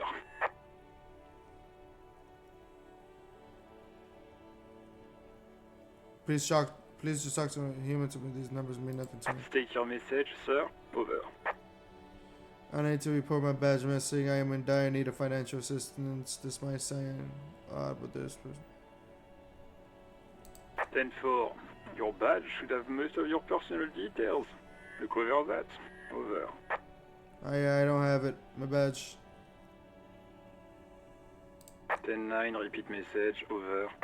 Badge, I can't find it anywhere. Basically, it's gone. 10-4, message received. This is a very serious situation. I need to 10-22 the captain. Over. 1022, the captain. This sounds bad. Bad and scary. Like being called to the headmaster's office in school. Is it him? What does he want? Says he lost his badge and needs to report it. He what? He lost his badge? Hey, who is this? Who lost his badge? Dick fucking Mullen. Who do you think? It's Officer Dick Mullen from the bestseller Dick Mullen and the Lost Identity.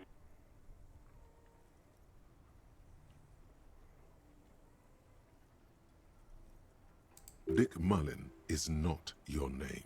It's the name of a fictional detective who would not lose his badge. Defend yourself. Immediately. They're laughing at you.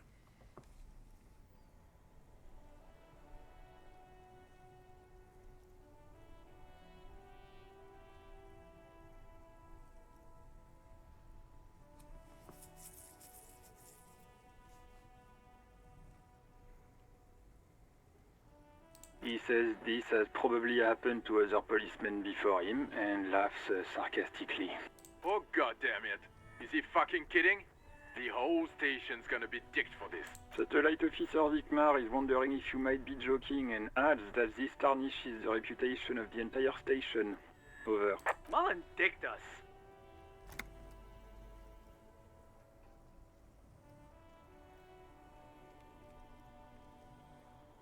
Ten four, I hear you, officer. I'm just going to make a note here that you are in pursuit of your misplaced badge. Over. Fuck me. Mac, come here. You've got to hear this. Dick Mullen lost his badge. What's going on? Super Cop here lost his badge. He lost his what now? His badge. He lost his goddamn fucking badge.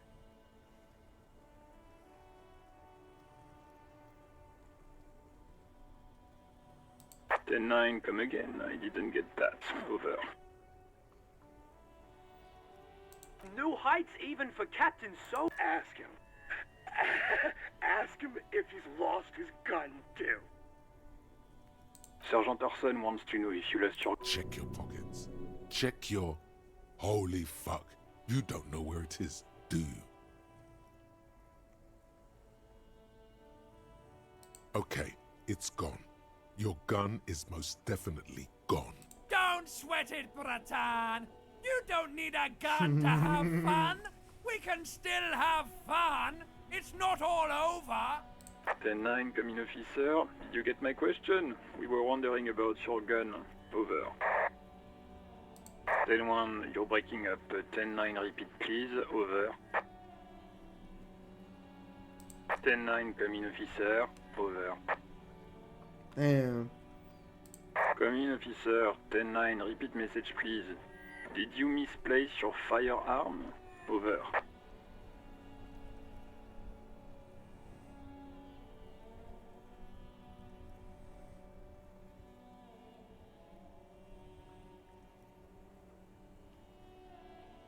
He says he doesn't have it. Dear God, he lost his gun? Oh my, I can't. This isn't really a laughing matter. Mac can face a giant of Coco Nur by himself. But Disco here made him piss his pants. Oh, I can't. Fuck. He lost his ass. He still got his wiener. Oh, man. I'm not going to. Ask him. Sergeant Orson here is wondering if you are still in possession of your genitalia. Over. Now is a good time to say fuck and ass and so on. That'll make this all right.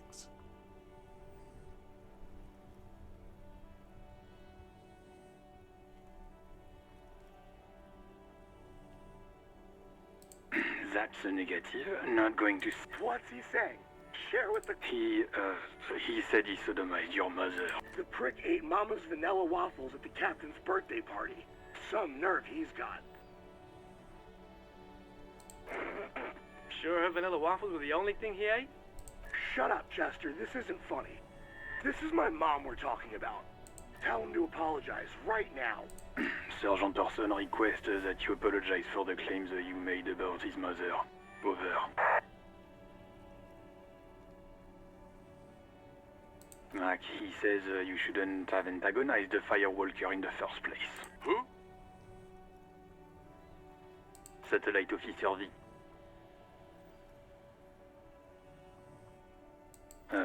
I'm afraid he might be referring to himself as Firewater, sir.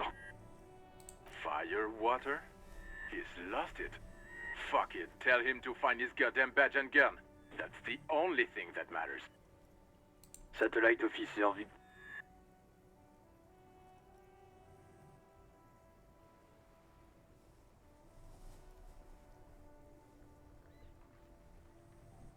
Ten-4, affirmative.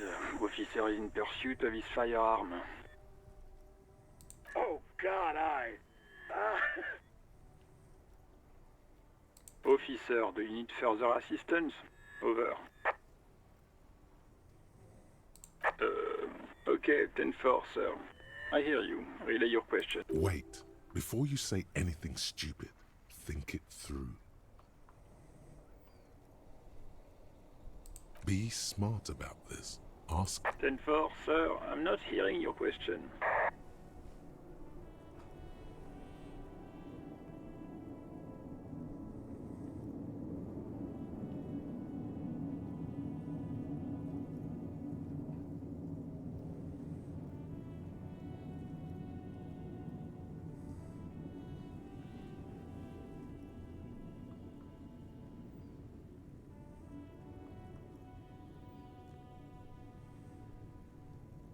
What? What is it? He's still on the line? He wants to verify the... But of course, it says Dick Mullen, High General of the Revacholian Cavalry Force. Tell him to stop wasting time. What do you need, sir? Over. That's a negative, sir. I got a 10-12 here. Over. That's a negative, sir. I got a 10-12 here. Over. 10-9, repeat message. I didn't get that, sir. Over.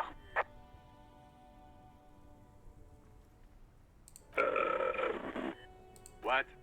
What is it? What can he He seems intoxicated and keeps asking me to call him by his name. Mullen's drunk and emotionally aggressive. Wrap it up. Don't indulge in his drunken antics.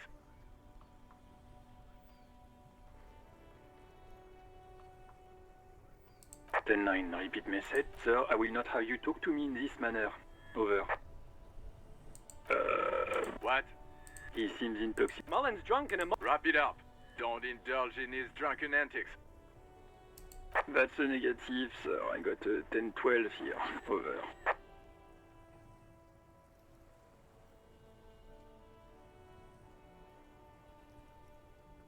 News about my own family. 10. Excuse me, sir. Over. You probably don't want to continue on this road. Come again, sir. I didn't get that. 10-9. Over. Have I ever told you about my life before that? 10-4. Does he actually want something, or is he hell-bent on disrupt? He asked if he ever told me about his days before joining the Earth. For God's sake, cut this shit out! Tell him to stop wasting time and be... Sir, Satellite Officer Vicmar says... So, was there anything else? 10. You probably don't want to continue on this road. Come again, sir. I didn't get that. Understood, sir. Over. 10-4, I hear you. I don't have the authority to grant your request, but... What does he want now? He's asking for money. Is he fucking kidding? I don't think he... Don't give that asshole anything. He's just gonna... Right, that's a negative on the additional funds, sir. Over.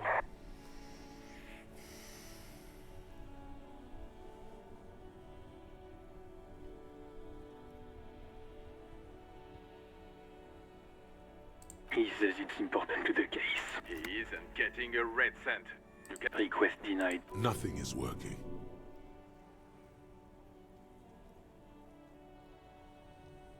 He says he isn't. Request. Nothing is working. He says he's in trouble. Well, I guess he'd better crack the case before Vigmar said... Enough, officer. This begging is below your dignity.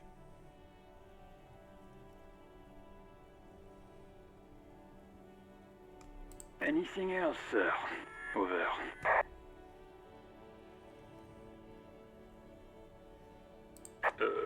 Wait. Before you say anything stupid, you're going to be looking at a straitjacket if you tell everyone you lost your memory. 10-4, sir. I'm not hearing your question. Understood, sir. Over. Roger that. 10-10. Over and out.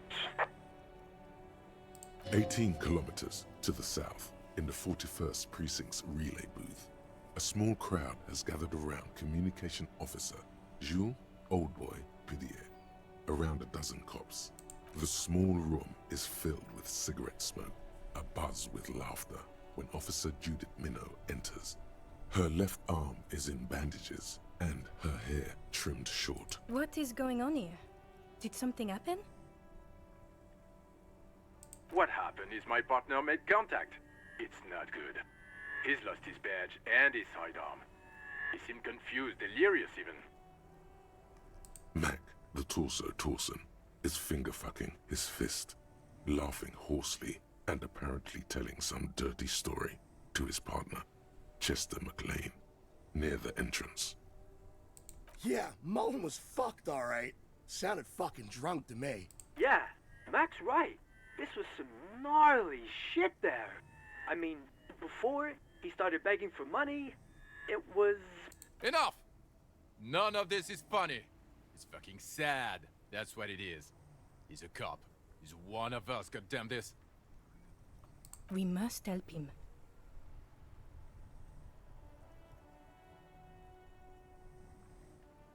Yeah? How do you fucking plan to do that, huh? Get him off the drink? Go jogging with him in the morning and get him on carrot juice? He's a lost man. I just know we can't give up on him when he's at his weakest. He wouldn't. Mac, man the door. You know what he told me? I don't want to get better. I want to get worse. Those were his words.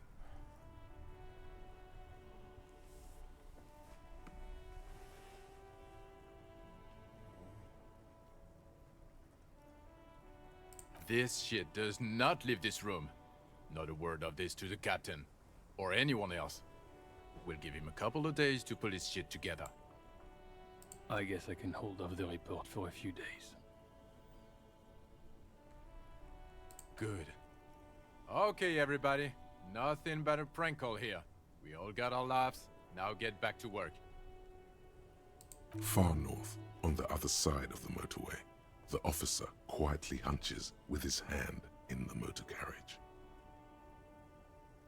This is Precinct 57. How may I assist you?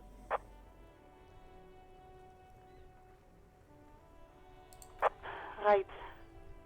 Please hold. 10-4, come in. Firework, over. Wait. Before you say anything stupid, think it through. Be smart about it. 10-4, sir. I'm not here. Understood, sir. Roger that. This is Precinct 57. How may I assist you? It will take just a moment, officer. Her voices fade out into the familiar radio static. Gottlieb, what do you want?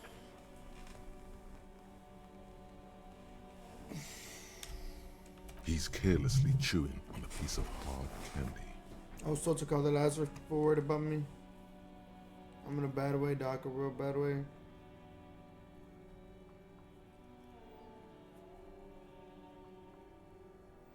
Oh, it's you. Yes, it's...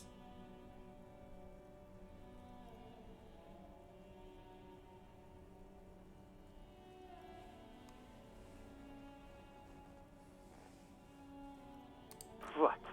You want me to do blood work for you again? Tell you just how bad things really are across the board? You want another rundown of everything collapsing inside your body? Yes, I want the truth. No, that doesn't sound like...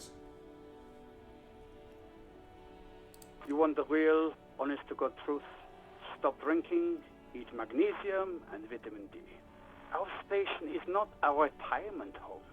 We don't have the funds to deal with rock stars past their prime. So it's political. You're being neglected because of political reasons. The money is probably going to some old, oily... And no, I don't want to hear a political commentary on the topic. In fact, I got work to do. Some idiot has glued his eyelids shut with cyanoacrylate. It looks like Mactorson.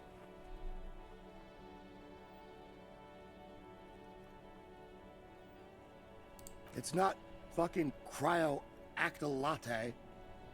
It's super glue, Doc. I think I've developed extreme photosensitivity. With all the damage you've been dealing yourself with drugs and alcohol, I'm not surprised.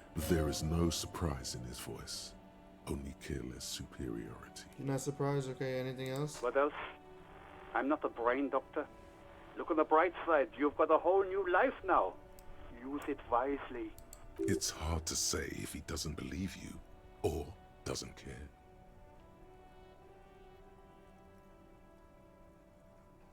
That's because you're hung over.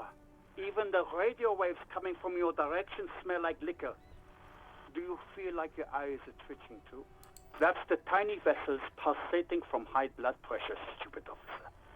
You might be sustaining permanent damage to your vision as we speak. Not much I can do about it. I'm not an eye doctor. The busy kind. It's not life-threatening, just annoying for you. I've got more important things to do here. And you survived it. Congratulations. Are you mobile? Sort of, but by God does it burn in your chest. Yes. Even better. Anything else? I wouldn't worry about that. Officers your age have coronary trouble all the time. Also, death is a natural part of life. Accept it. The body is an object, and objects break down. Do what good you can with yours, before the rest goes too. This is Firewalker. Firewalker? Oh, yes, you are. Just don't breathe in the general direction of your fire feet. Actually, wait. Do exactly that. Put yourself out of your misery. Take a deep, diaphragmatic breath in and...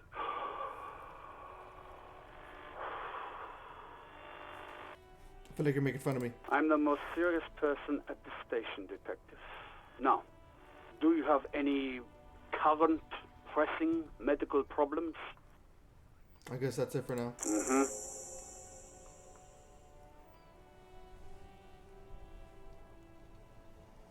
Anything else I can help you with, officer?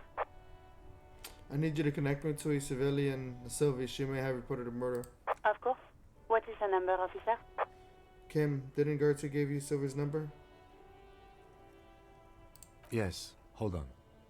Her number is 005 1944 298. Received. Hold on, officer.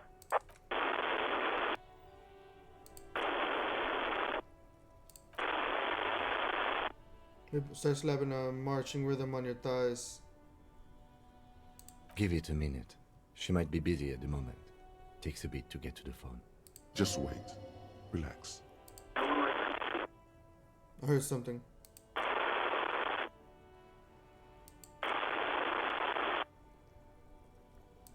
Sylvie, sir. I have Sylvie Malaika on the line for you. Yes, hello? A female voice greets you through static. It sounds like she's a million miles away from here. Hello, this is the police calling. I have some questions for you about your last days at work. Sylvie, I believe we've met before. This is me, the detective for the Rolling In Rags. Oh, right. Hello, officer. What can I do for you? You can hear resentment in her tone. She's not thrilled to be talking to you again. There is no resentment in her tone. She wants you to ask her out. No question about it. Why quit your job at the Rolling? Why? Was it you who called the police? Right back, guys.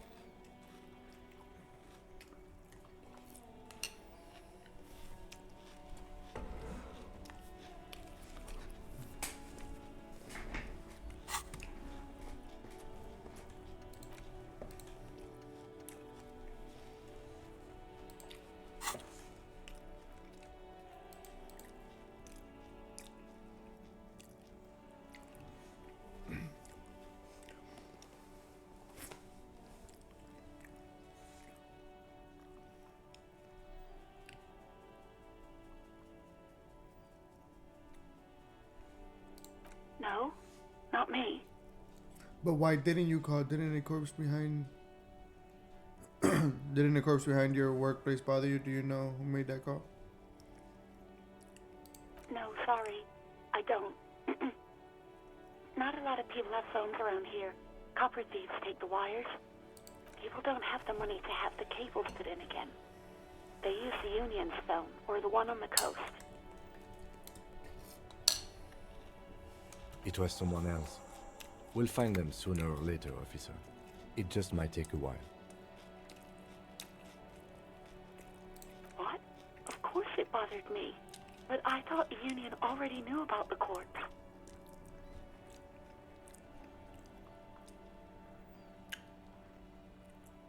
No one calls the police. The Union would get angry.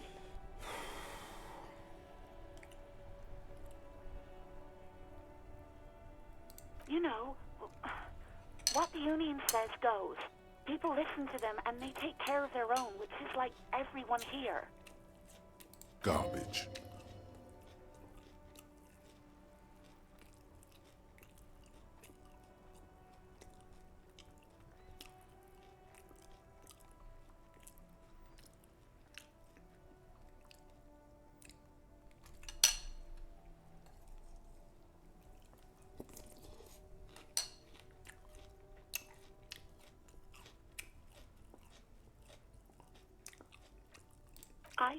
I didn't want to get in trouble with the others. Push her further. Show her the error of her ways. No, don't push her. It sounds as if she's about to cry.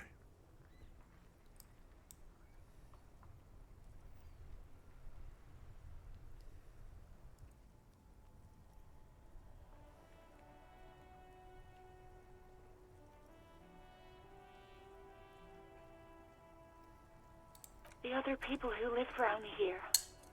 Local people, I didn't want trouble. Her voice is resigned and weak.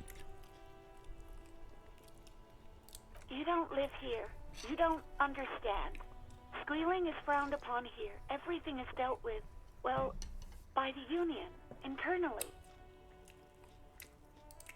Please, I just didn't want any trouble.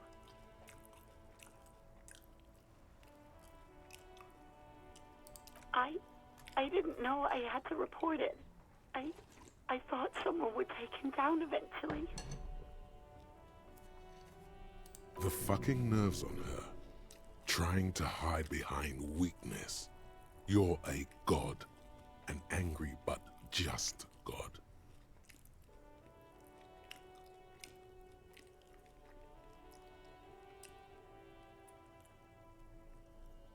Yes, I know. It's just... Was there anything else?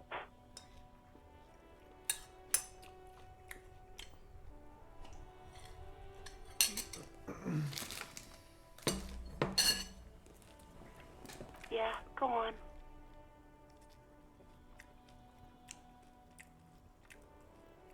You mean, why did I leave the bar? Honestly, I'm not really comfortable discussing it with you, sir. Wait, why are we uncomfortable? Let's just say I left because I needed to get away from someone. Get away from whom? You know whom. You think you hear a sliver of accusation in her words. Don't be paranoid. She's obviously talking about someone else, not you.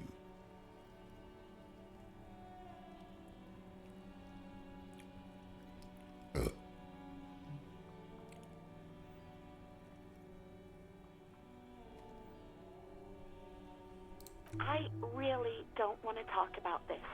Let's just forget about this, okay? Maybe, I don't know. Just know I have to take some time off right now. Wait. Am I the murderer? Did I black out drunk and fucking murder somebody? Have you seen my badge? Yes, I know who you are. You're a police officer. The law. Wait, how did you first learn I'm a police officer? You told me back in the whirling. You told everybody, and so does your badge.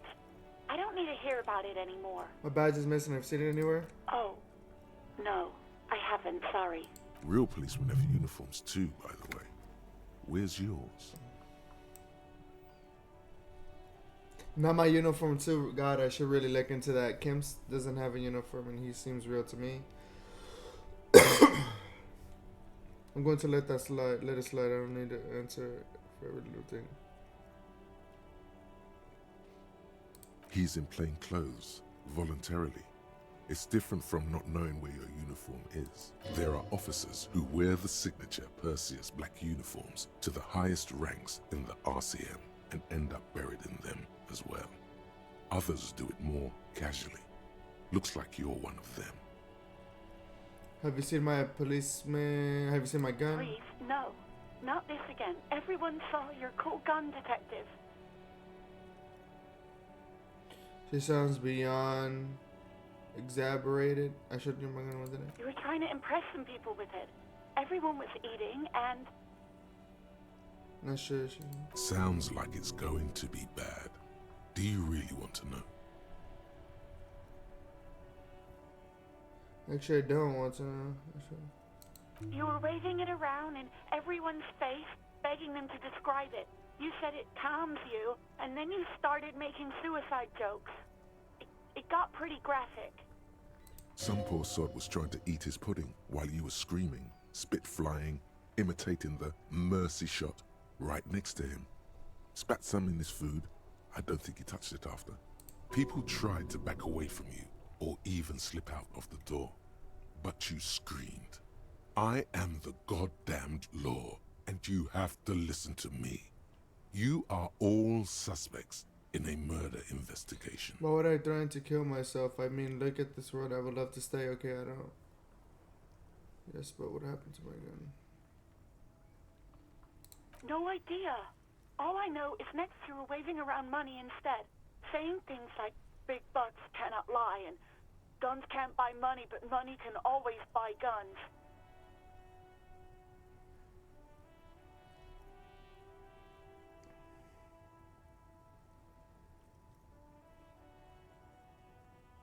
Guns can't buy money, but money can always buy guns. Guns can't buy money, because you can pawn it. It almost looked like you pawned it. But believe me, I did not ask.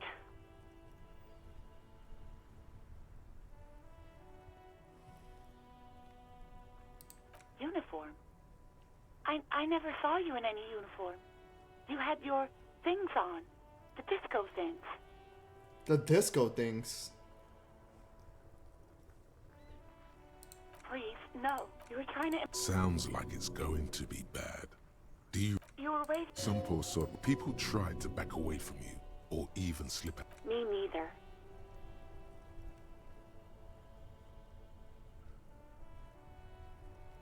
Why would I have threatened? There is silence on the other end of the... No, please. No more suicide threats. Thank God you don't have that stupid gun anymore. No idea. It almost looked like you pawned it. But believe me, I did not ask. I think I got everything I need, thanks. I do hope so. Please, don't call me again. Bye. Wait, why does...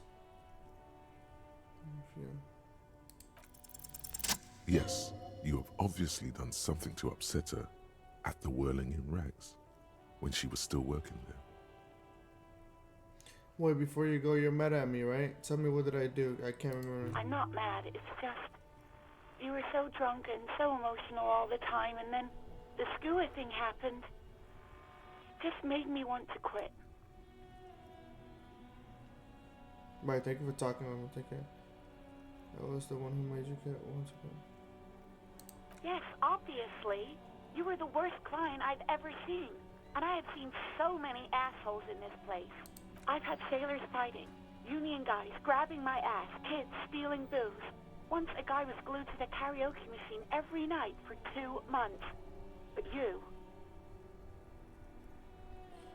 Go on, I want to know what I did. Well, you were worse than all of them.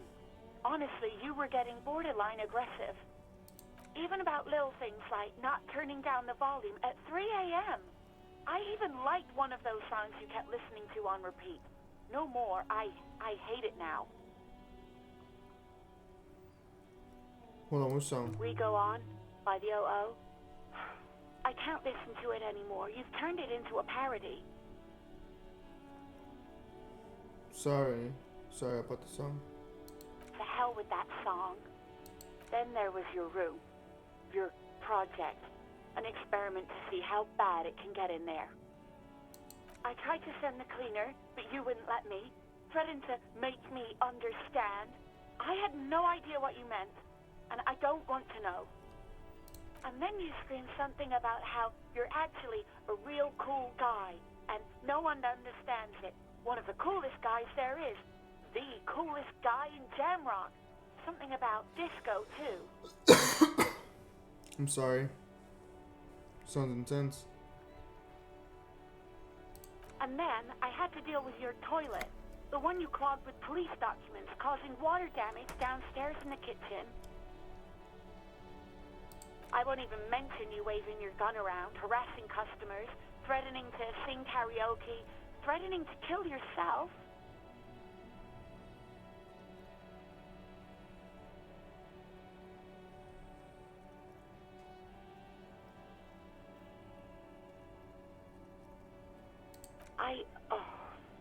The ones I had to wrench out of your toilet. What happened to them? Damn it, I don't remember what I did to your damn papers. I don't remember every little thing I do. Where's Emily goes? She's worried she might have accidentally done something bad. Then she remembers it's you. Especially when there's a hurricane loose. It's your fault for losing them, not mine. Something in you wants to immediately forget about this, as if there was a reason you threw them away. Okay, I get it. I wasn't a very good tenant. No, you really weren't. You were simply the worst. I am truly sorry for everything, Sylvie. I was trying to show you the world tomorrow. Panic at the end. Well, you're the worst tavern wench I've ever seen. Yeah.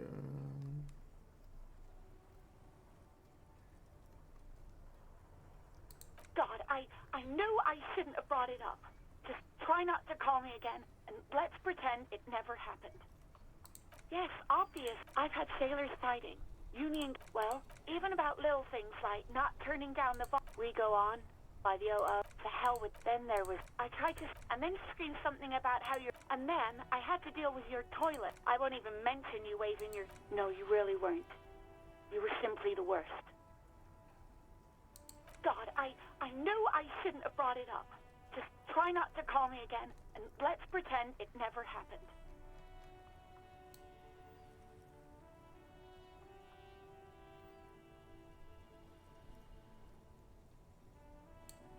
What squad thing? The stuffed bird, the great skua.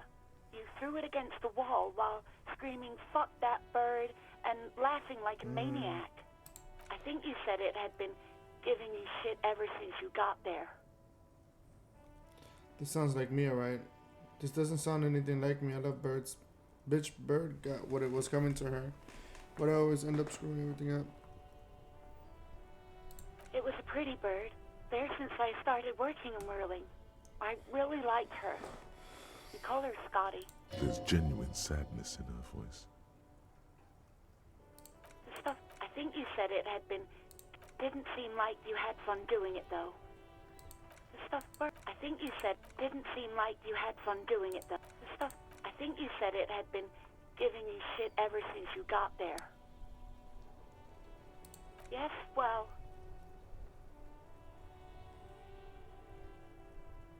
What else did I sing besides the oh? I'm looking for some. All sorts of things. From disco, rock too. So much disco and rock. Which one would that be? Sad? I think the one you mean is the smallest church in San Sans.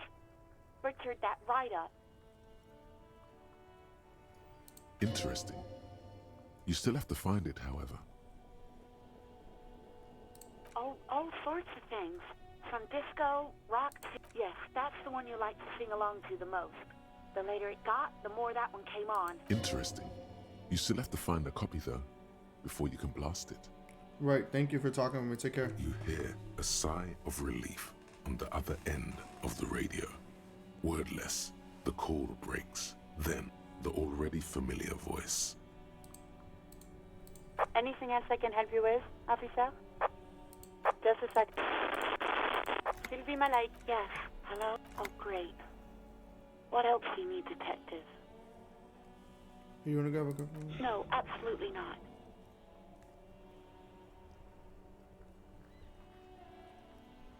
You hear the call. Anything else I can help you with, officer? 57th, over and out. In the cabin, you see a set of steering levers, a radio on a hook, a pull-out toolbox, and the soft glow of the fuel preheater gauge.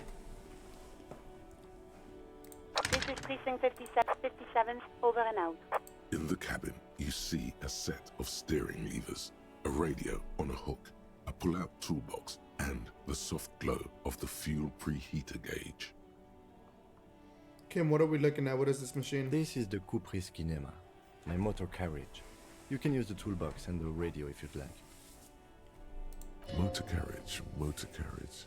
Something bad with a motor carriage. A dark lump rises in your throat. What is the sinking feeling I have with the words motor carriage? Can we turn it on and drive somewhere? That sounds to be what woke me up when you arrived at Martini's, the Inferno noise. Do all policemen in the RCM have such cool motor carriages? Look around the cabin again. Nothing, nothing. It's probably nothing. Forget I brought it up. Please proceed with the carefree lollygagging.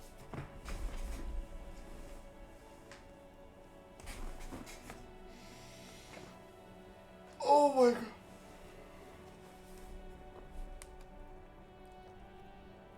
Yes, sorry about that.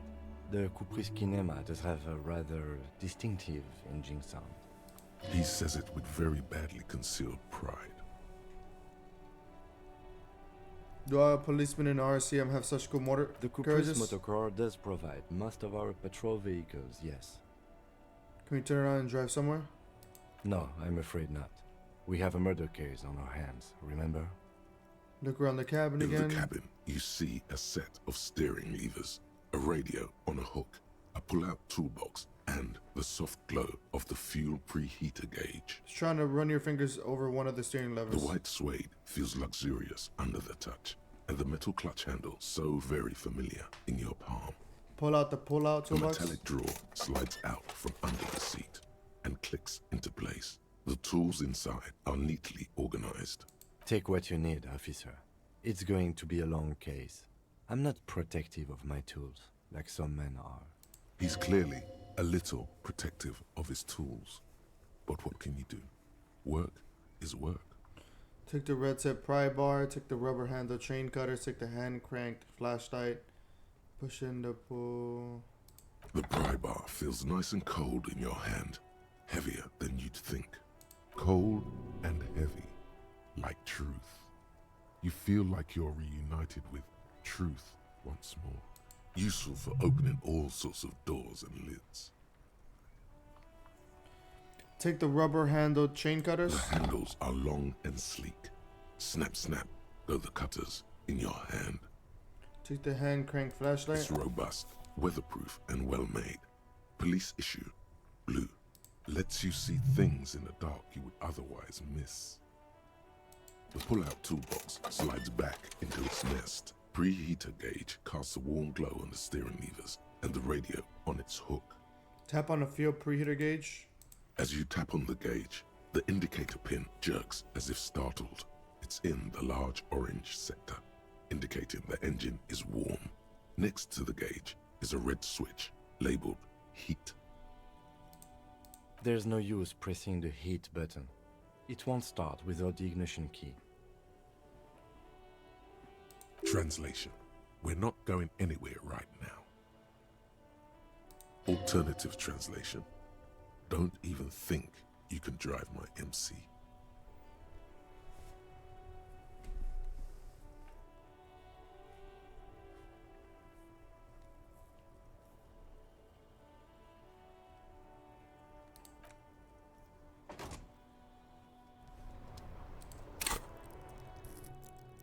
Damn, level up already?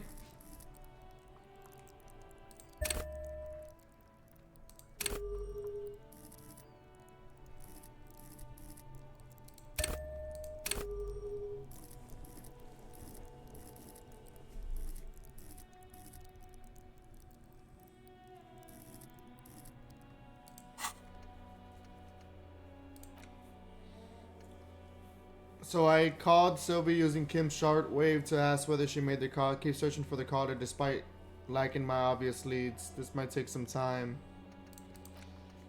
Ask the station for additional funds.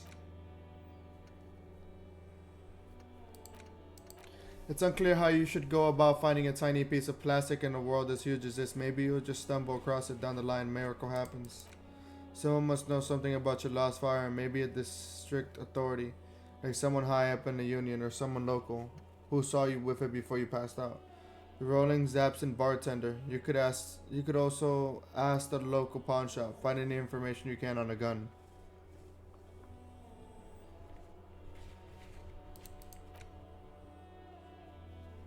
Visual calculus.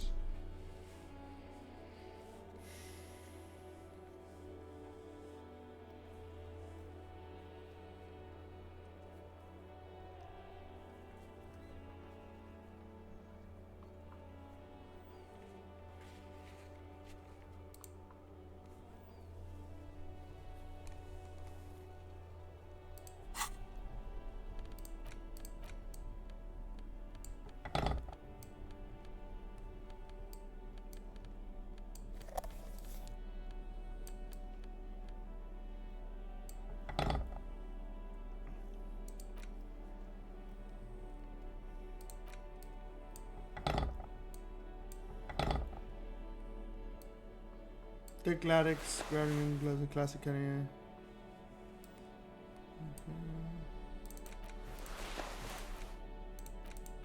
The red tip pry bar has Carson T heavy duty engraved just below the handle. It is satisfyingly heavy and perhaps one of the most useful tools to carry around. Equip this to open locked containers in a world.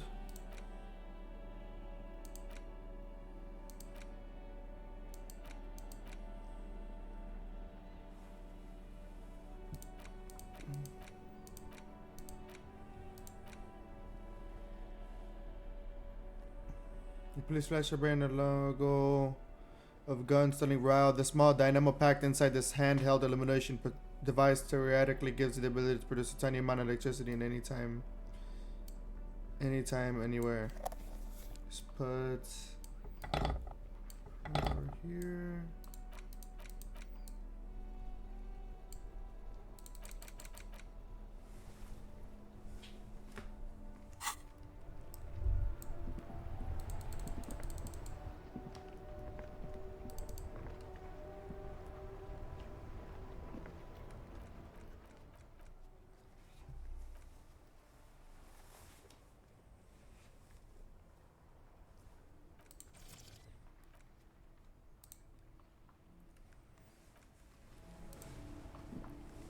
Inside, you see a set of steering levers, a metallic drill, a pull-out toolbox.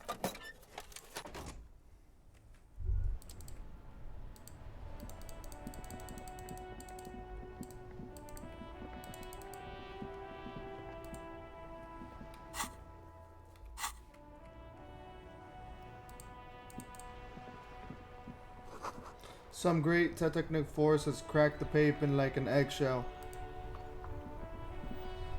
The worn and beaten wooden planks of the bench do not look overly comforting. We can sit on benches after we've solved the murder. Let's go. You can revisit the bench if you ever need to pass the time when Lieutenant Kitsuragi is gone. Yes? What do you want to know? Good.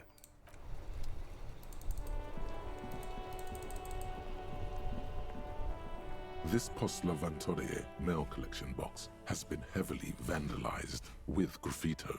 A closer inspection reveals 2 bullet holes in the front.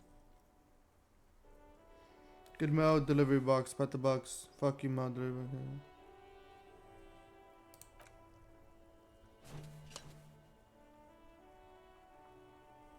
The box seems happy.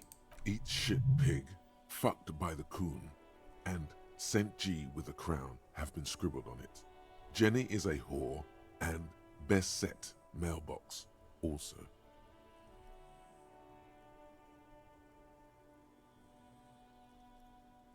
Been there post La Venture Mode.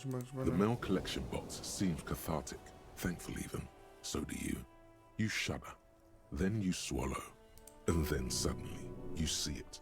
Over all the other graffitos, someone has, using the tip of a very sharp knife, cut the words, Revachol forever.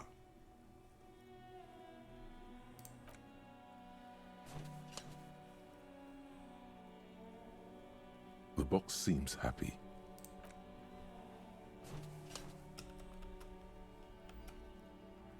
The box seems happy.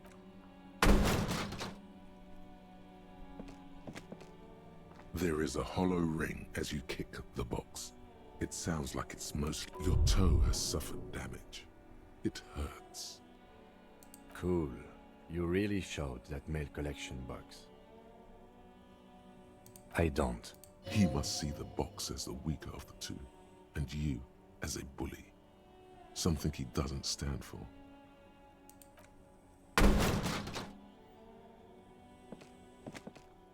There is a hollow ring as your toe has suffered damage. It hurts. Cool. The lieutenant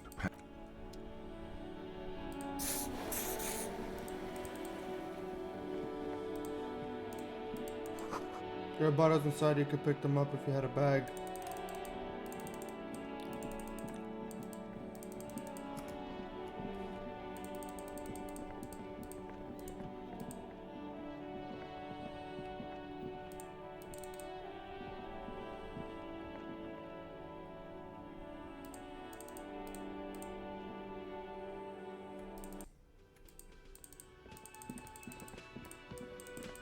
Oh, it's 1300.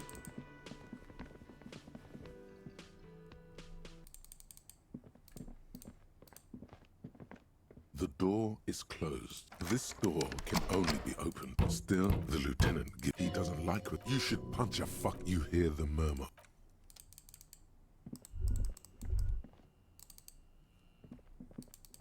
The door is closed. This door can only be opened with a key or from the...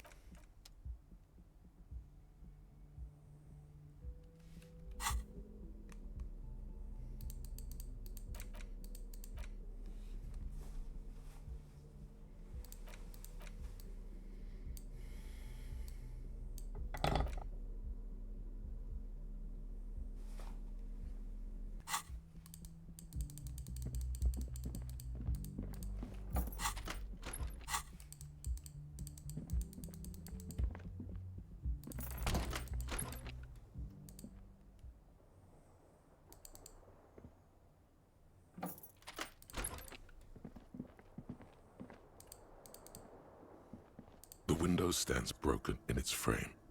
Cold wind blows in.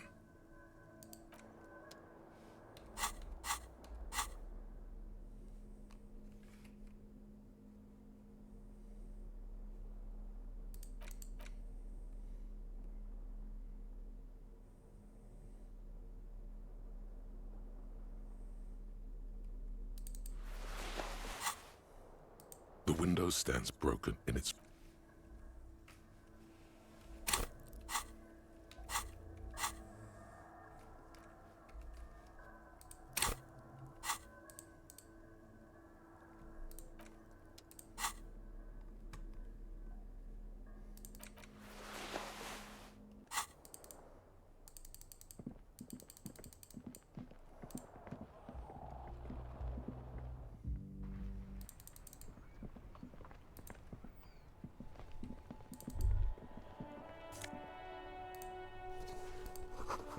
A gust of brainy wind lashes over you. There they both are. Two identical shoes, both copiously green and indiscriminately snakeskin, reunited on your feet. Wait, these do not look like normal cop shoes. It's pretty clear a normal cop is not what you are. How do they fit? Good. They're balanced. Comfy.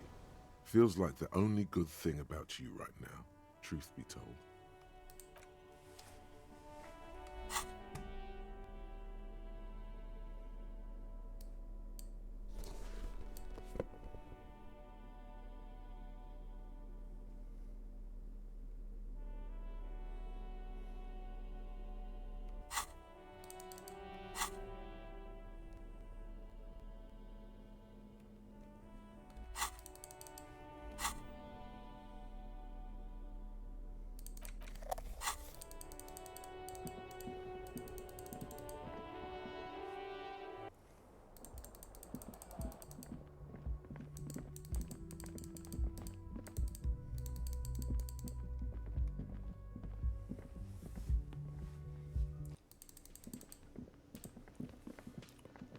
Can I help you?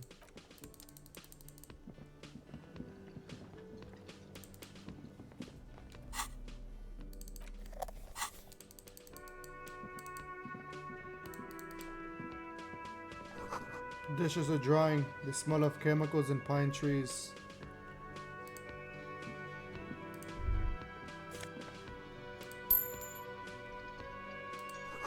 An aroma of spices, alcohol, and tomato hangs in the air. A thin man is smoking below an exhaust hood, occasionally sipping from his mug. This must be the Whirling's cook. His name is Garasi Kubik. As you step in, he nods toward the table and says something in a completely foreign language. The only words you can make out are Garansi and Kubek. It must be his name. Garansi. Garansi Kubek. Sounds representative.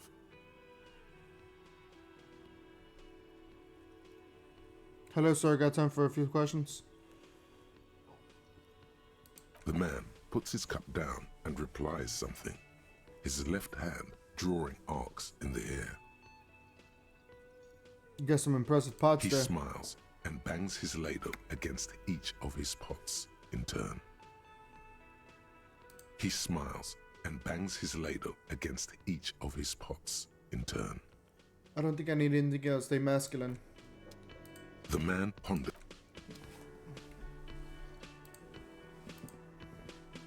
You see a heavy steel door with a prominent dimple lock. It's painted blue. You immediately feel drawn to the color. Blue is for mystery. I wonder where this door leads. You do? It's a door in the back of the kitchen. Why do you care where it leads?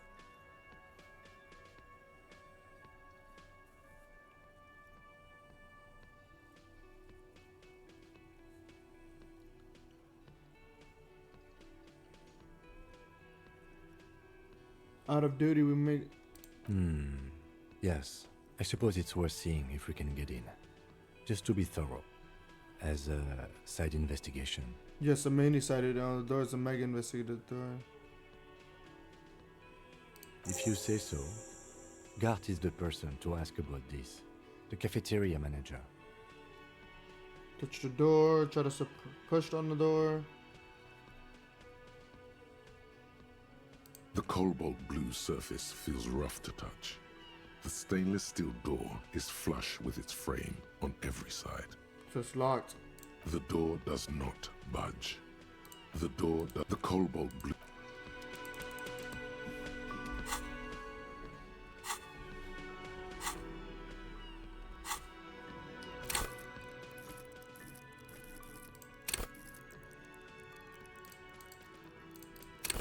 Composure wants you to not crack, or at least it wants you to not crack in front of other people. It enables you to put up a strong front. It keeps your emotions hidden from the world and helps you to read the body language of others. To sense the cracks in her own composure, as well as it keeps you looking good while you do it. You'll rock that disco outfit a lot more if you don't slouch. At high levels, composure makes you tuck your gut in and maintain a stern expression. Even lying in bed late night when no one else can see you, you'll have to keep it up. You'll never be able to stop. With low composure, though, you'll always be the first to crack. Every cop's got a point when all that fear and rage comes spilling out. And the ones who's unleashed it don't stay on the force much longer. Perhaps worse still, you will even make the ranks of fashion police. Forget that. Level this shit up, actually.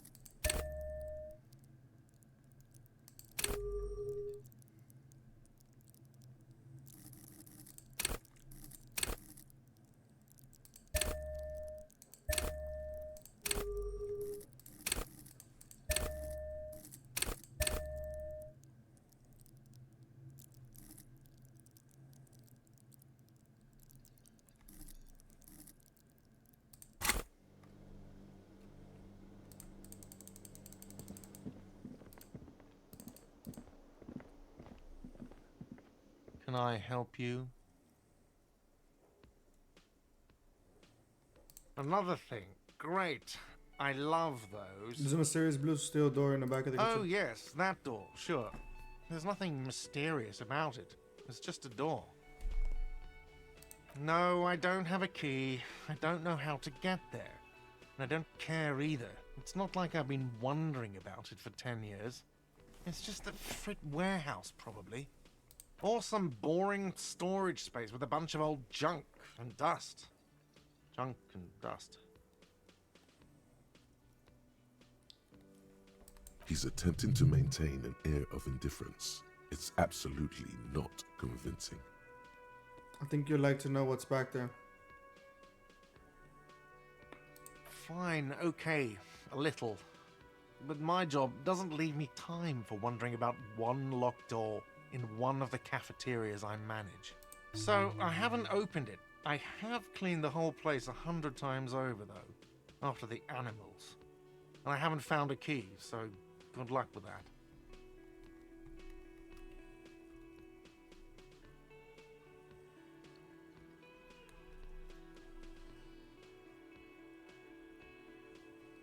Oh, yes, that door, sure. No, I don't. Awesome. He's attempting to maintain an air of indifference. Fine, okay. So, I haven't opened. Oh, yes. No, I don't. Awesome. He's attempting to maintain. He looks at the dust on his finger and wipes it off.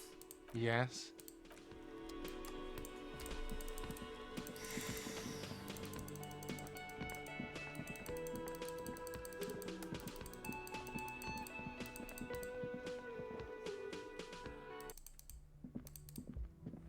The door is closed. Still, the lieutenant, he doesn't like with. You should punch a fucking hole. You hear them.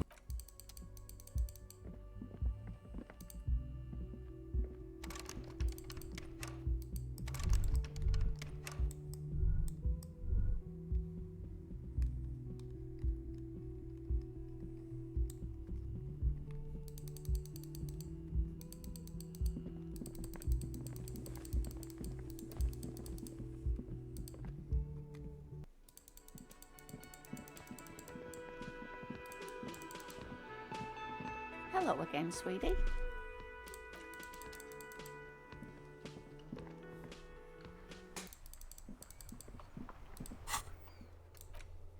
Explore the whirling secret passage. There are strange doors in the whirling. No one knows where they lead. Find a way in and see what's hidden in there in the hostel cafeterias for a guy in chores.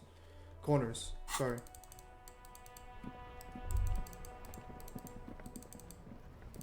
This person.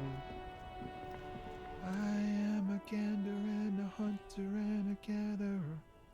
Feel like a traveler. The man mutters to himself, accenting the beats as he goes. Keep listening, I am the law. What's going on here? From another planet. Hey there. What's going on here? It's the jam, my man. He motions towards the sprawl of lorries with a sweeping gesture. It's the jam. It's a traffic jam for the ages. Harbor gates up the street are shut tight. No explanation given. Workers on strike, scabs agitating, an all-around clusterfuck. Meanwhile, we're all stuck here in long-haul limbo for days upon days upon days. Upon days. He glances south down the road. Limbo, huh? So that's where I am? So how long have you been here? Feels like forever.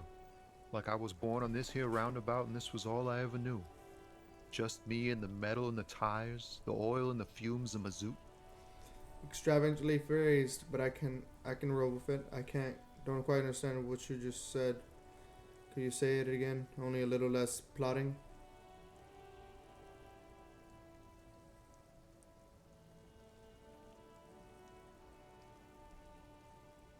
Yeah, imagine. It's been a whole week already. Behind the laugh, however, a touch of sorrow. So tell me, what do you need? Any smokes on you? Nope, don't smoke. He nods towards the big lorry behind him. Some of the other drivers do, though. There's still a few around. Waiting for the jam to disperse? Or waiting for the sweet release of death? Yup, nothing wrong with that statement. Your senses have nothing to add. You'll have to ask around elsewhere. Guess I'll ask around then. You could also check the kiosk down the street. Frit. With 3 T's. Revachol's weird. Nope. Don't smoke.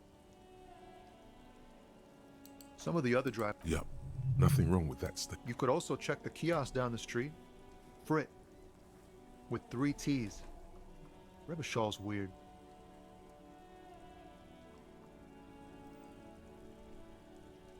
Tell me about the strike. It's like whatever's going on over at the docks.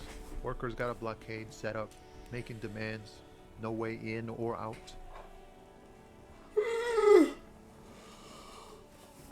What's the union demanding? Some pretty wild stuff, I hear. Like a giant new power crane in half the company? I forget what exactly. Good on them, I guess.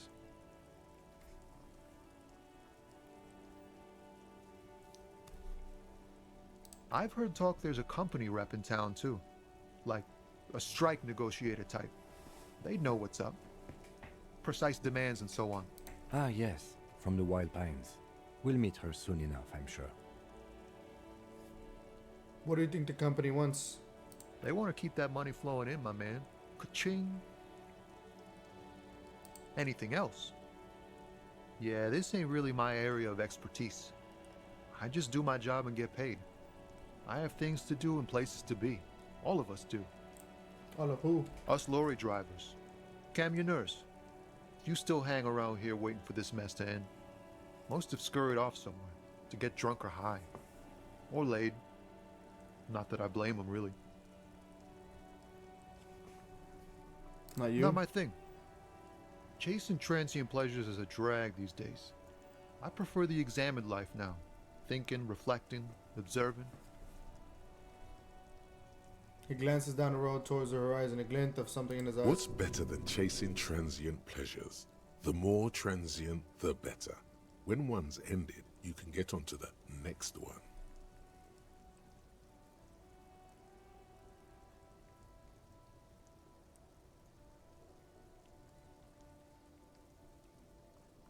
Know anything about the dead man, the one hanging behind the hostel there? He ain't one of us drivers. I know that. All accounted for. Otherwise, I haven't really asked about that. Been wasting time right here. Keep him busy.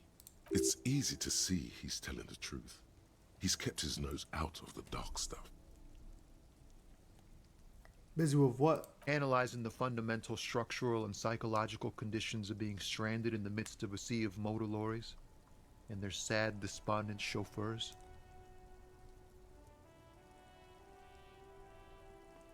Any conclusion? A sense of surprise there ain't more bodies hanging from more trees. What are you hauling anyway? Oh, high-grade narcotics, illegal firearms, stuff like that. Time to arrest him.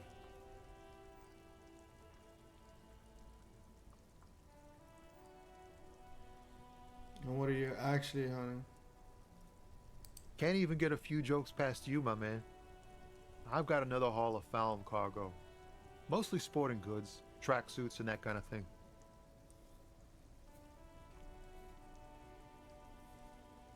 They usually get shipped to Grad in the Occident, though we've been making headway in the Il-Moran market lately.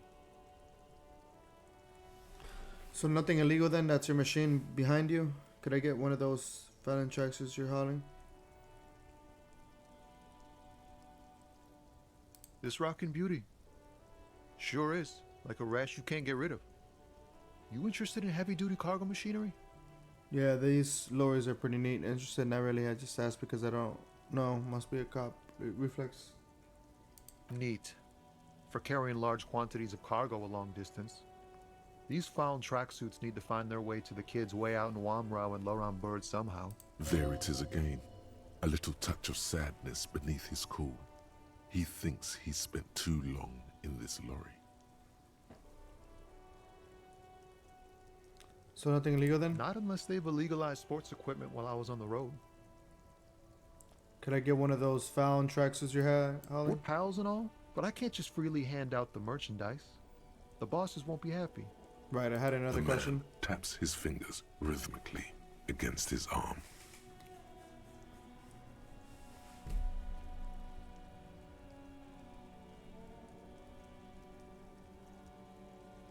Oh, high-grade narc. Time to arrest him.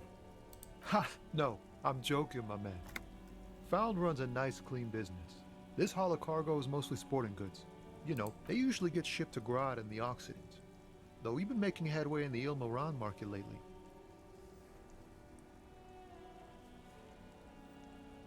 Not unless they've illegalized... The man taps his fingers rhythmically against his arm. Can I spend some change for working stuff? Huh? Oh. No, I ain't got any money. They don't want to pay for unfinished work. The bosses, man. Makes sense. First work, then pay. I don't know who these bosses think they are, but that sounds like a good arrangement for them. So you're broke, got it. What else did I have to ask here? Makes sense. It sucks is what it does.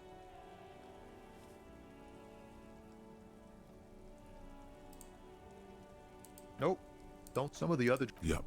You could also check the kiosk. Don't be a stranger. Stuck in the rain in a traffic jam, man. What's on your mind?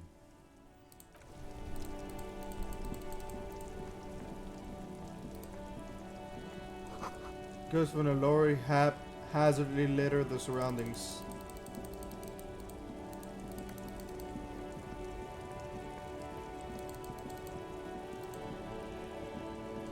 A bold slogan, Human Ox covers a truck. An old monument stands in the middle of the traffic island, pointing toward the sea. It looks as if it's being reassembled piece by piece, secured and mounted in the air with the aid of numerous ropes and rods. Who is this? A silver plaque on the statue's pedestal reads, I am Philip III, the Squanderer, the greatest of the Philippian kings of Revachol, son of Philip II, the opulent, father of Philip IV, the insane.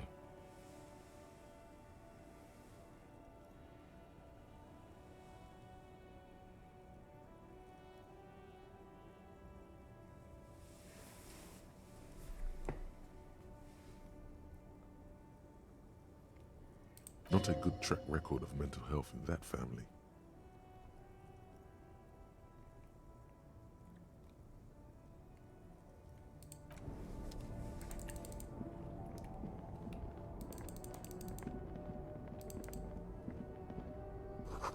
Foreign car kept in good condition. Fuck, I'm already tired. The lore reads preferably stored fuel here. Now they store booze.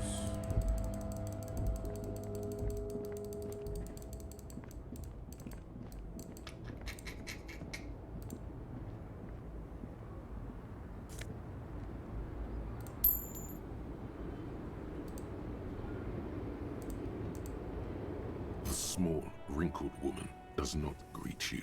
She nods along to something on her radio. A photograph is clutched in her hands, and there is a warm smile on her face. It's the warmth of a winter night's fire. Maybe she could give you comfort and shelter, some cigarettes, and food money. Maybe she's your... Grandma? Snap your fingers in front of her face. Excuse me, ma'am, I'd like to ask some questions.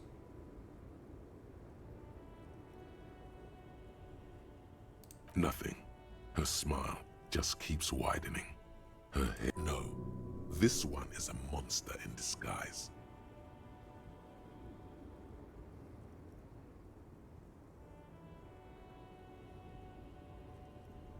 No response. Wherever this woman is, your words fail to reach her. Snap your fingers for her. Wait. She's just a distracted old woman.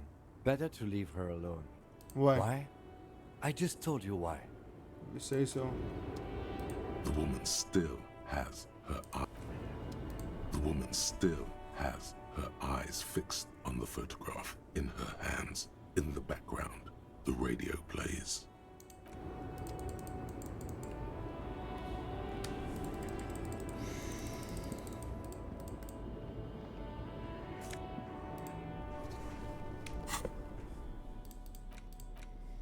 Tank top, gym vest, reeking of sweat. This sleeve shirt is the best choice if you're not afraid to show off your masculine upper body and that hairy chest. Okay.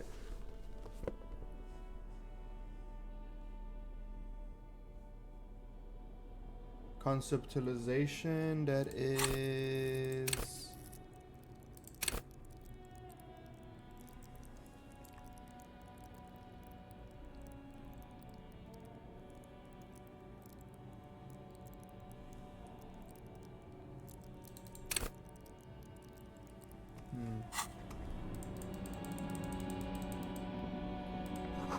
Ruins fall off snow, no one lives here anymore.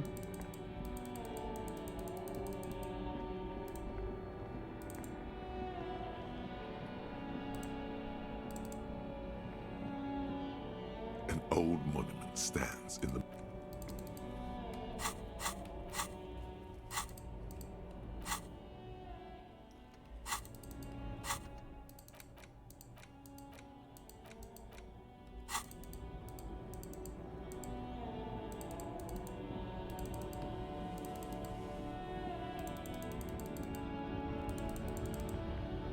Yes?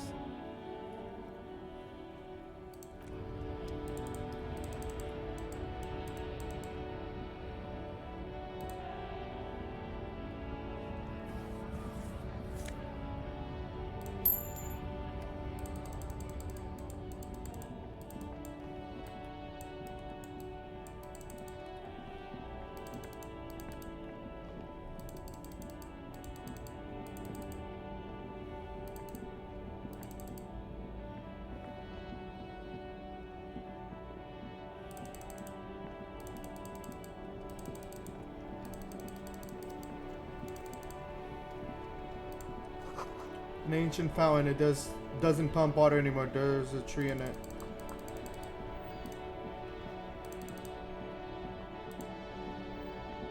There are clothes inside. Cheap second-hand clothes, smelling of strangers' body odors. Don't be shy. These are premium class clothes. Good quality fabrics, best retro design. Save the economy with your style, officer. Browse through the You box. find your hands deep in tattered and faded garments made from weird polyester blends that make your body itch and sweat in all the wrong places. Economical, but also trendy. Look first-hand, buy second-hand. Keep the economy moving.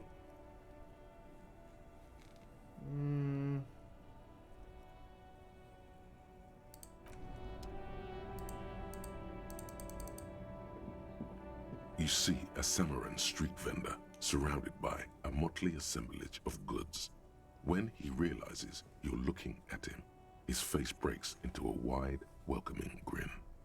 The name Sileng is embroidered over his breast pocket. Happy shopping, officer. Everything's cool here. What's so cool? Everything's cool. The goods are cool, the customers are cool, the place is cool. And one more thing, officer. From out on the bay, a cool wind gathers. It sweeps into the city, tugging at the textiles hanging around the stand. Some distance away, the sound of a tin can clattering across the street can be heard. You're very cool. Bang, bang, bang, bang. Whether I'm cool is unimportant. I have police questions for you. I'm not cool.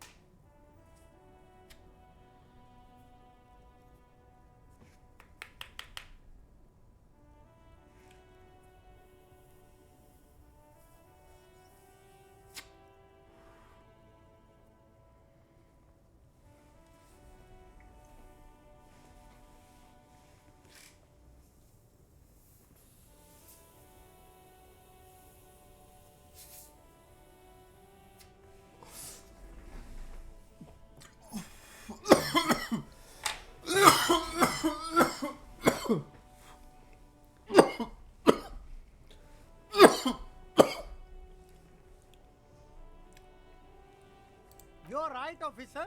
100%. No playing around then. Strictly business. Maybe I can interest you in some premium menswear instead.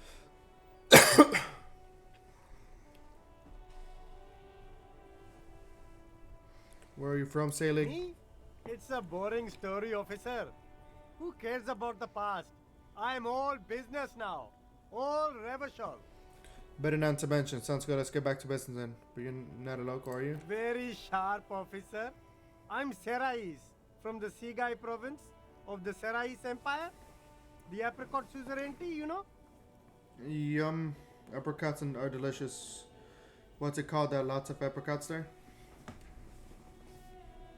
The apricot suzerainty is what the Seaguy archipelago is commonly known as in Revachol. It's a bit of a fraught term, I'm sure you understand. No, apricots come from Sigai. My grandma used to grow them. But Sigai is a shithole. That's why I came to Revachol. Here's much better for an independent entrepreneur. Less laws. Speaking of, why not support an independent local entrepreneur? I send half my profits back to my grandma in Sigai.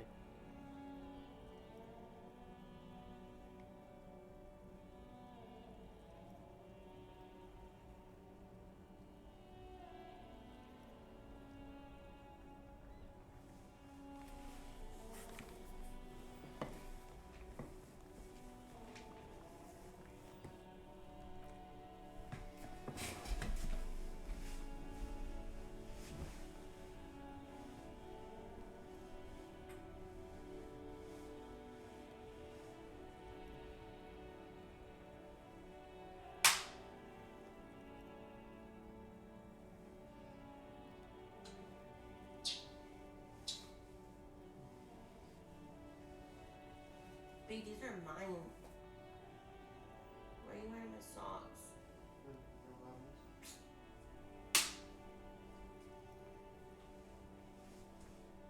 Can you charge my phone? I need to see if we could, have to take Brain home.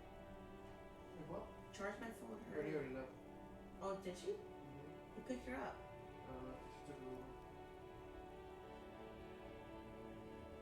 She's not here no more?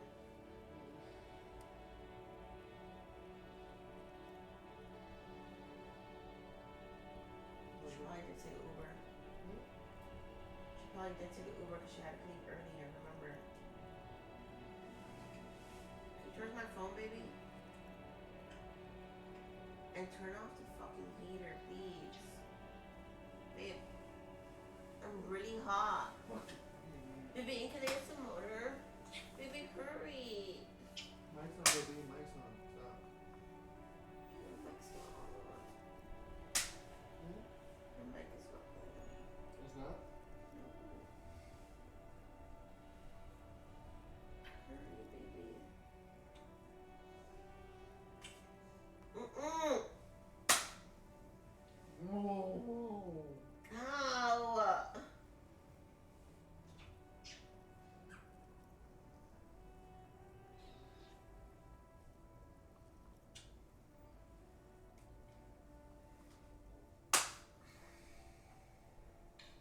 Ow. Stop hitting. Ow.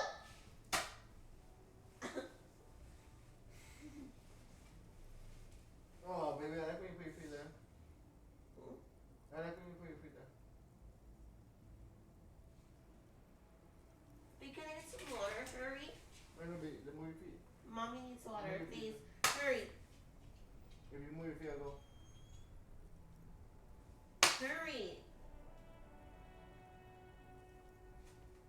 I know, I told you, if you move your feet, I'll go. Take it out. There you go.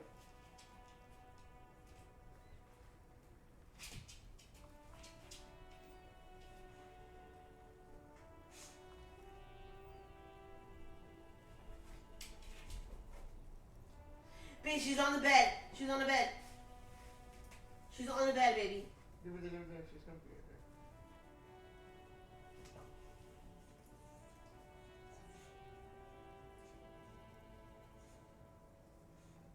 She's so sweet. She's such a sweet girl.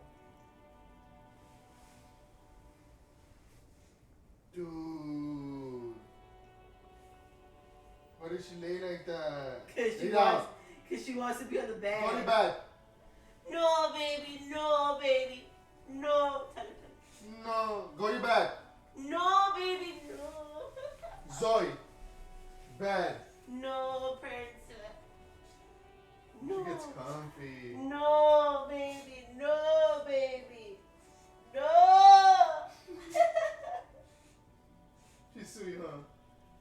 No, baby. She's a good. You think she's a good dog? Mm-hmm. Swear. This reminds me of she was a baby. She used to lay with him as a baby. Maybe when she licks me. Who's kissing you, baby? Your water, hurry. No.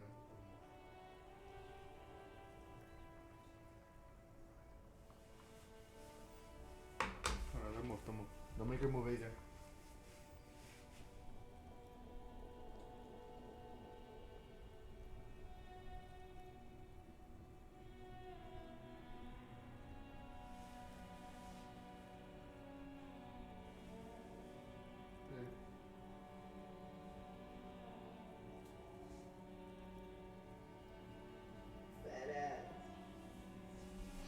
Get you water?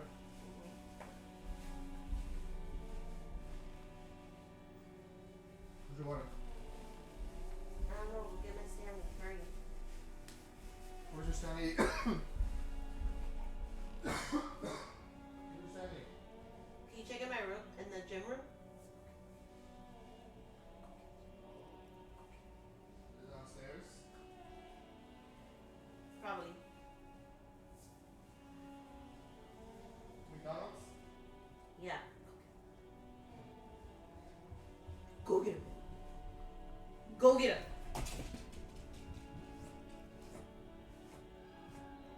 Go get him, Zoe. Go get him, baby.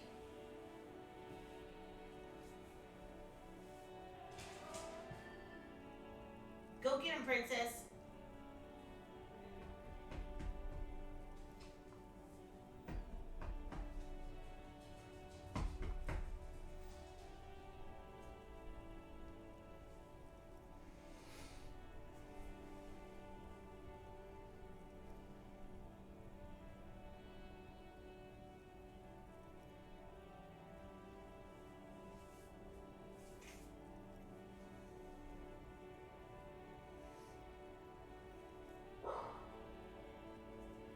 Zoe!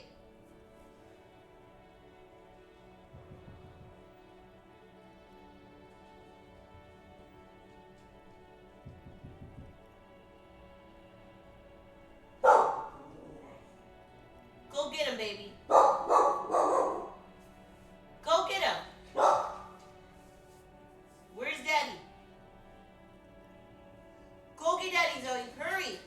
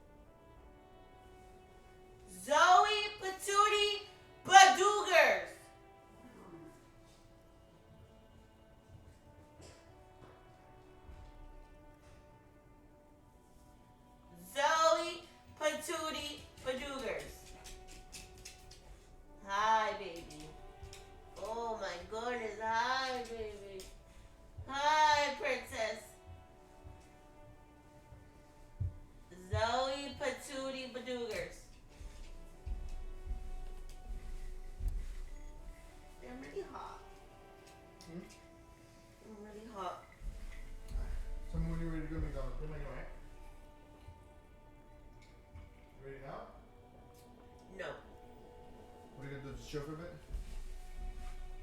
Oh, where's your phone? Charging my phone.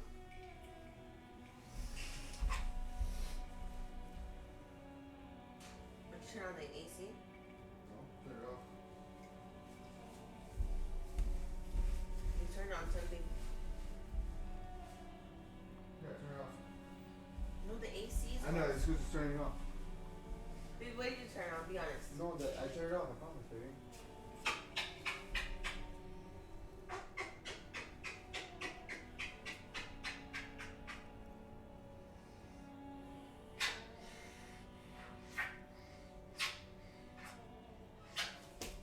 Let me see your TV. Let me put last night. She's dead. It's dead.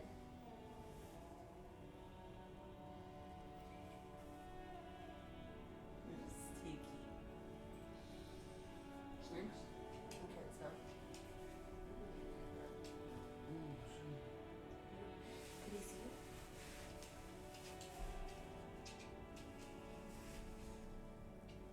Yeah, you can see when I'm here. Over here.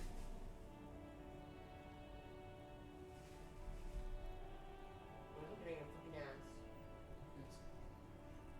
You can't see it from here? Right here. Still can't see me.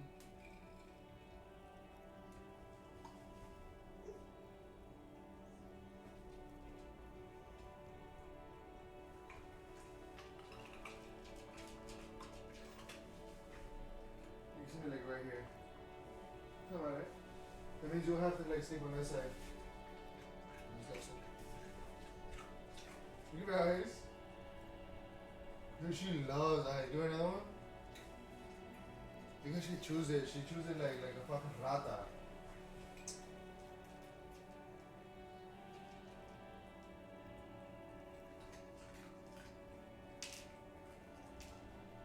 Dude, she can eat big pieces, huh? She's gentle too when she gets it from you. That's it.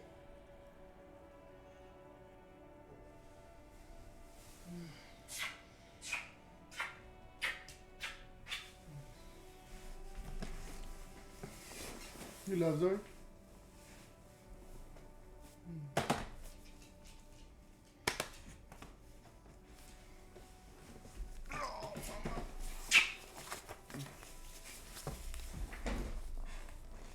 You want her to be with you?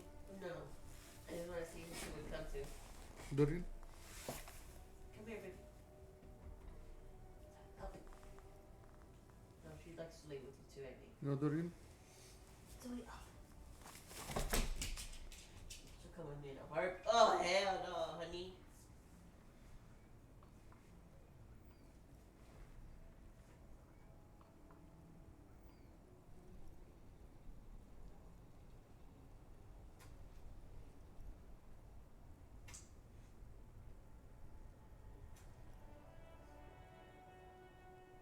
You know, baby, hold on. You know, in the morning it's so funny because she has the morning mouth. Because it goes like this. See that? It's not that loud in the afternoon because she's been using her mouth a lot. That's because she just woke up. She said, man, fuck mommy. She loves that bad. Up. Zoe, up. Come here, baby, up. Come here. She'll bring her to her too. Zoe, up. Yeah. See? Zoe, up, baby. Zoe, up. Up. Oh, she wants to play. Let go. Damn. Oh my god, Zoe, what have you been doing to your toy? Dude, that shit never lasts, huh? And that was a hard toy too. Now it's fucking Zoe, fuck no. Up. I don't think any toy is good man for her, huh? Even a green ball. And the Zoe. green ball is hard, isn't it? Oh no, she's never fucked up a green ball, ever. How long did she have it? A while. No, but it's fucked up too, though. No, it's not. Zoe, up. Zoe, come here. Zoe, up.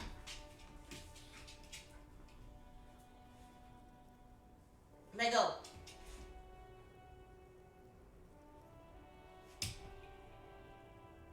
Where'd he go, Zoe? Dude, aren't you? Damn! Okay. Okay, you ready to go? Alright, let me know.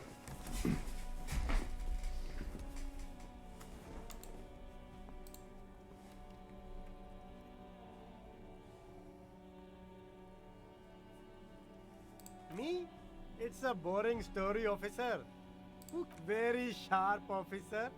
I'm Serais from the Sigai province. Yum, of the apricots Serais are Empire. delicious. The apricot suzerainty is what the Seaguy archipelago. No, speaking of, What kind of stuff are you selling only here? the coolest goods in Revachol. I've got sneakers, speakers, extremely comfy pants too. Try them on right here.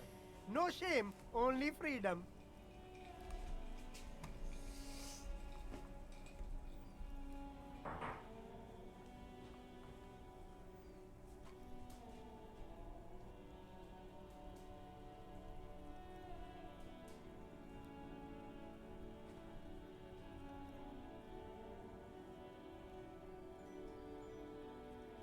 Where'd you get these comfy pants? I'm an entrepreneur, officer. I've got sources, buyers, suppliers, distributors, manufacturers, wholesalers, all extremely cool and above board. Is there a discount for cool officers like me? No need for discounts at ceilings, officer. Everything's already on sale. Anything you want, 50% off. Do you have a permit to sell all that? Good joke, officer. Here we don't have permits, just economic freedom. Take a look around. You glance around the decrepit buildings, the miserable weather, the sidewalks strewn with sunflower seeds and a dust-choked air. It's beautiful. Beautiful freedom. Kim, is it true he doesn't need a permit to sell? Sweet, no permits mean less work for me. Let's move on. It is, yes. Anyone can set up their shop whenever they feel like it. That's right. No permits, no bureaucracy. That's why this city and its law officials are so cool. Wait, but what are we doing here if there are no permits? Look at Kim and the police and sit down and sleep. If you wanted to be cynical about it, you could say we are here to protect the interests of property holders. I am not, however. My man, officer, you make all this possible. Without you, this climate would be extremely bad for business. You're part of the Gossamer State. A Gossamer State? You're right, this is cool. I'm part of a hip, thin, almost non-existent state apparatus. So cool. Guys protect businessmen while everyone else lives in the ruins. I can think of cooler things. But you're a foreigner. I'm protecting the business interests of foreign nations. Then I'm protecting the state. Lawlessness. I'm not an officer of law. I'm an officer of common anarchy. Hyper cool. No need for discounts at ceilings, officer. A good joke. You glance. It's beautiful. Beautiful freedom. That's right. Revachol is the no need for good joke. You glance. It's beautiful. It is, yes. That's right. No permits, no bureaucracy. If you wanted to be cynical, My man, officer, you make all this possible. Without you, yeah, that's the main thing about you. Freedom is great. It's what lets independent entrepreneurs like me sell quality goods at competitive prices. You get already leaving or? Okay. Or you want more time? Okay. And play my game after, right? Okay. Anything for you.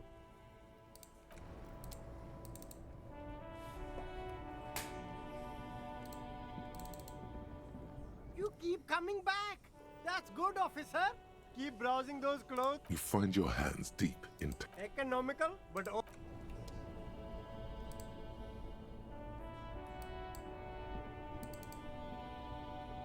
You see two lowly, defeated speakers, thralls, slaves basically, perched atop them like conquerors surveying the land.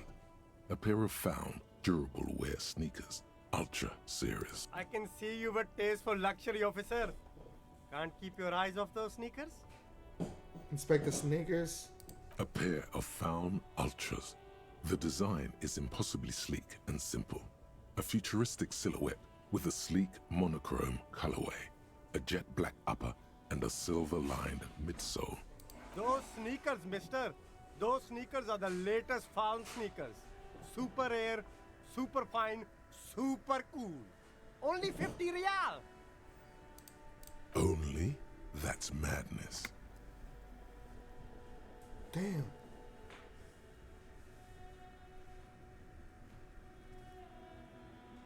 Inspect the speakers. These once respectable speakers have been conquered, reduced to a mere prop by the indomitable found ultras atop them. No, don't look at the speakers, officer. Look at the sneakers. The sneakers are the stars here. But I already looked at the sneakers. What about the speakers, though? Doesn't anyone want those speakers? These, officer? These speakers are Samaran garbage. I'm ashamed to even use them for props. Don't waste your time on them. Come on, baby. I'm 150. Swear to God. Swear to God. That's good, baby. And I ate last night. Nah, it's because you're doing good. You're working out and stuff. You don't need those pills. Yeah, 150. Those pills don't. You don't need it, bro. Cut on. These ones. No, don't look at the speakers, officer. But I already looked at the speakers. Then look at them again. These are the premium lifestyle sneakers, officer. The best of. These once respectable. No, don't look at the speakers, officer. No, don't pity them, officer. These are old Samaran garbage. Don't even look at them. Check out these super cool, fun ultras instead. Can I just buy the sad Concords? No way, officer. These aren't for sale. They're bad speakers. Low-fi socialist junk. But I need some speakers, you're right? I don't have time for junk. I need a luxury line. No, officer. You're a high-class policeman who accepts nothing less than the best. Lucky for you, I've got the best on sale.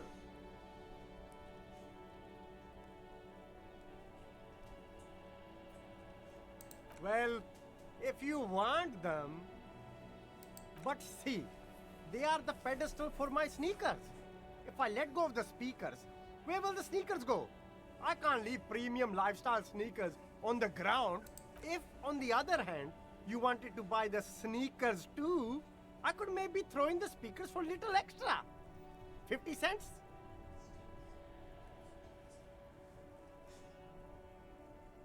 No way, officer! These aren't for sale. They're bad. Well, but see, if, on the other hand, you wanted to buy the sneakers too, I could maybe throw in the speakers for little extra. 50 cents?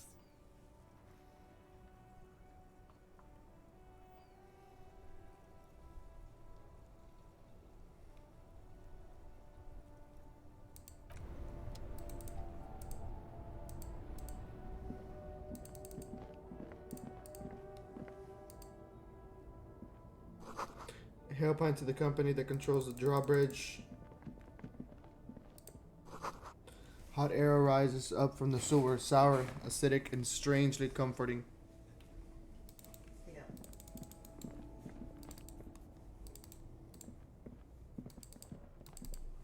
Babe.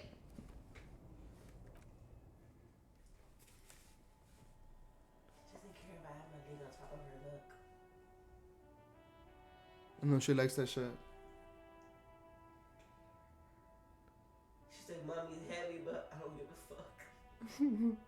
No, she's not. You're not heavy to her.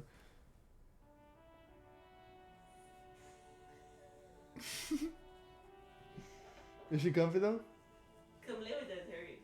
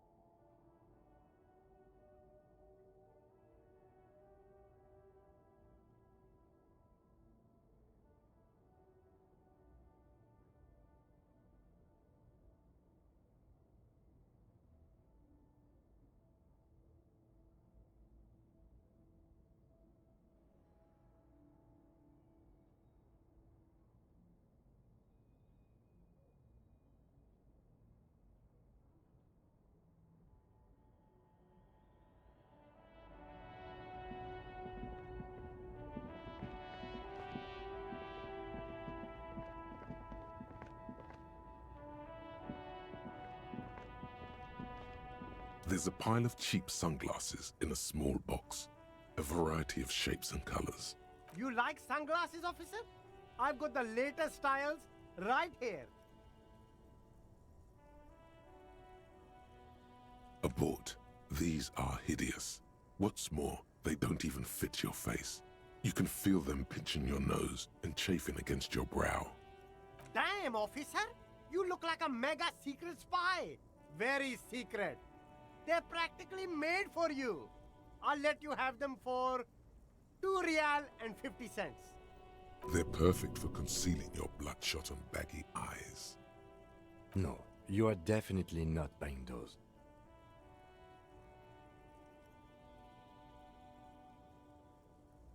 No, I can't. We can't walk around with you looking like this.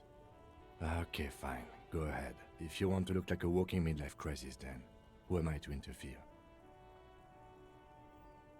Abort. Damn! They're perfect. No, No, I can't. We can't walk around with you looking like this. Okay, fine. Go ahead. If you want to look like a walking midlife crisis, then. These are all boring. Boring third-rate ho-hum sunglasses made of cheap Syrahese plastic.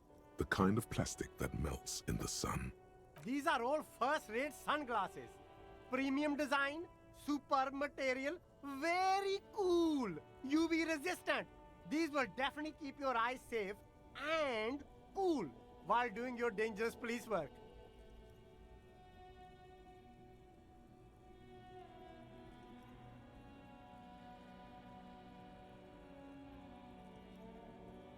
These are all first-rate. Abort. These are hideous. What? Damn, officer! They're perfect for... No, you are definite. No, I can't. We can't walk around with you looking like this. These are all first-rate sunglasses. Premium design, superb material, very...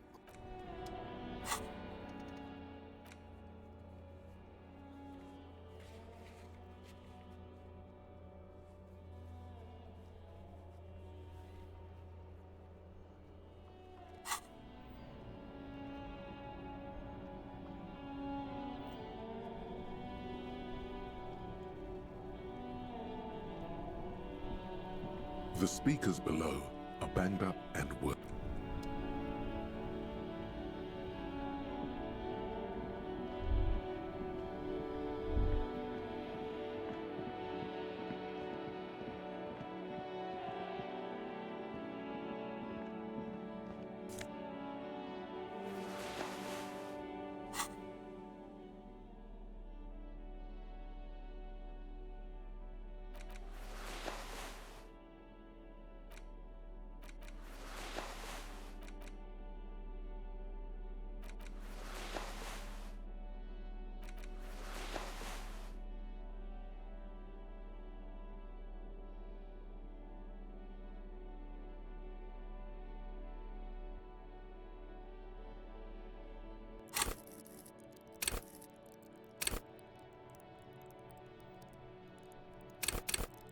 Master machines, pick locks and pockets. It enables you to interfacing wants you to connect the machines to use and improve them because that makes you a better human organism. It enables you to understand interaction with machines, be that how to repair the motors of a Kanema motor carriage, how to analyze the weight of a suspect, use the pen, or how to refigure electrical circuits. It even lets you steal keys off a keyring without being noticed. At high levels, interfacing will isolate you from society. Why bother with people when you can talk to machines? And why bother with things like money when you can just pocket that displayed sandwich? At low levels, however, you will have a crucial part of the world cut off from you. People use machines to commit crimes all the time. If you can't understand how a crime was accomplished, how can you solve it?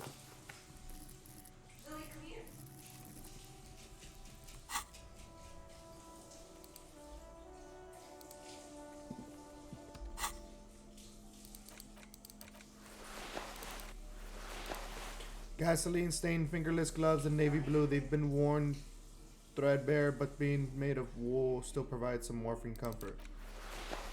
Okay. And then electrochemistry is The animal within you, the beast longing to be unleashed to indulge and enjoy it, enables you to take drugs with fewer negative side effects. It also enables you to better investigate lurid matters. If you need to understand a chemical breakdown, to talk to someone blasted out of their mind, or understand sexual dynamics, electrochemistry is there to guide you. At high levels, electrochemistry makes you a man of unrestrained pleasure. An unrepentant low-thrill who leers at people with a bottle of speed and a plastic brandy straw in either hand. Well, with a low electrochemistry, you'll be too innocent to be effective. Without a working knowledge of drugs and sex, the city will be difficult to understand. Right.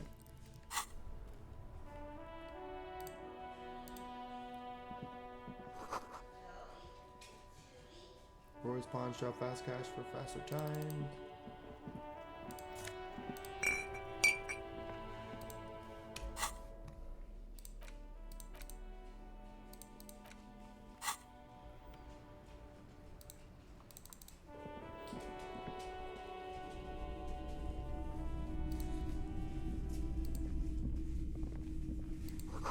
Some kind of machine, an antique cash register. A bust of a woman, the plaque simply says DEI. In the dark, a film projector is whirring away. Babe, Yeah. what's going on? You see rows of toy soldiers guarding the rest of the trinkets displayed on the table. Hold on. Some on horseback, others in rags, others yet in bright blue uniforms. All are stern and unyielding in their duty. Try to find something pretty and cool here, then use it to win her back.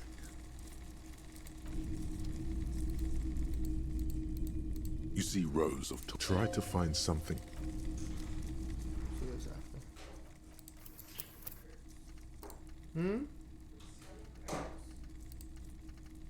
It's because I did stuff earlier.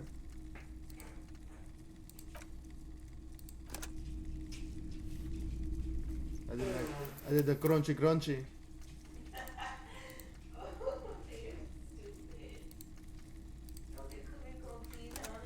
Baby, stop, hold on. Right now. Baby, no, because I'm gonna put that back down when I get back. I know, I just want to air out the room.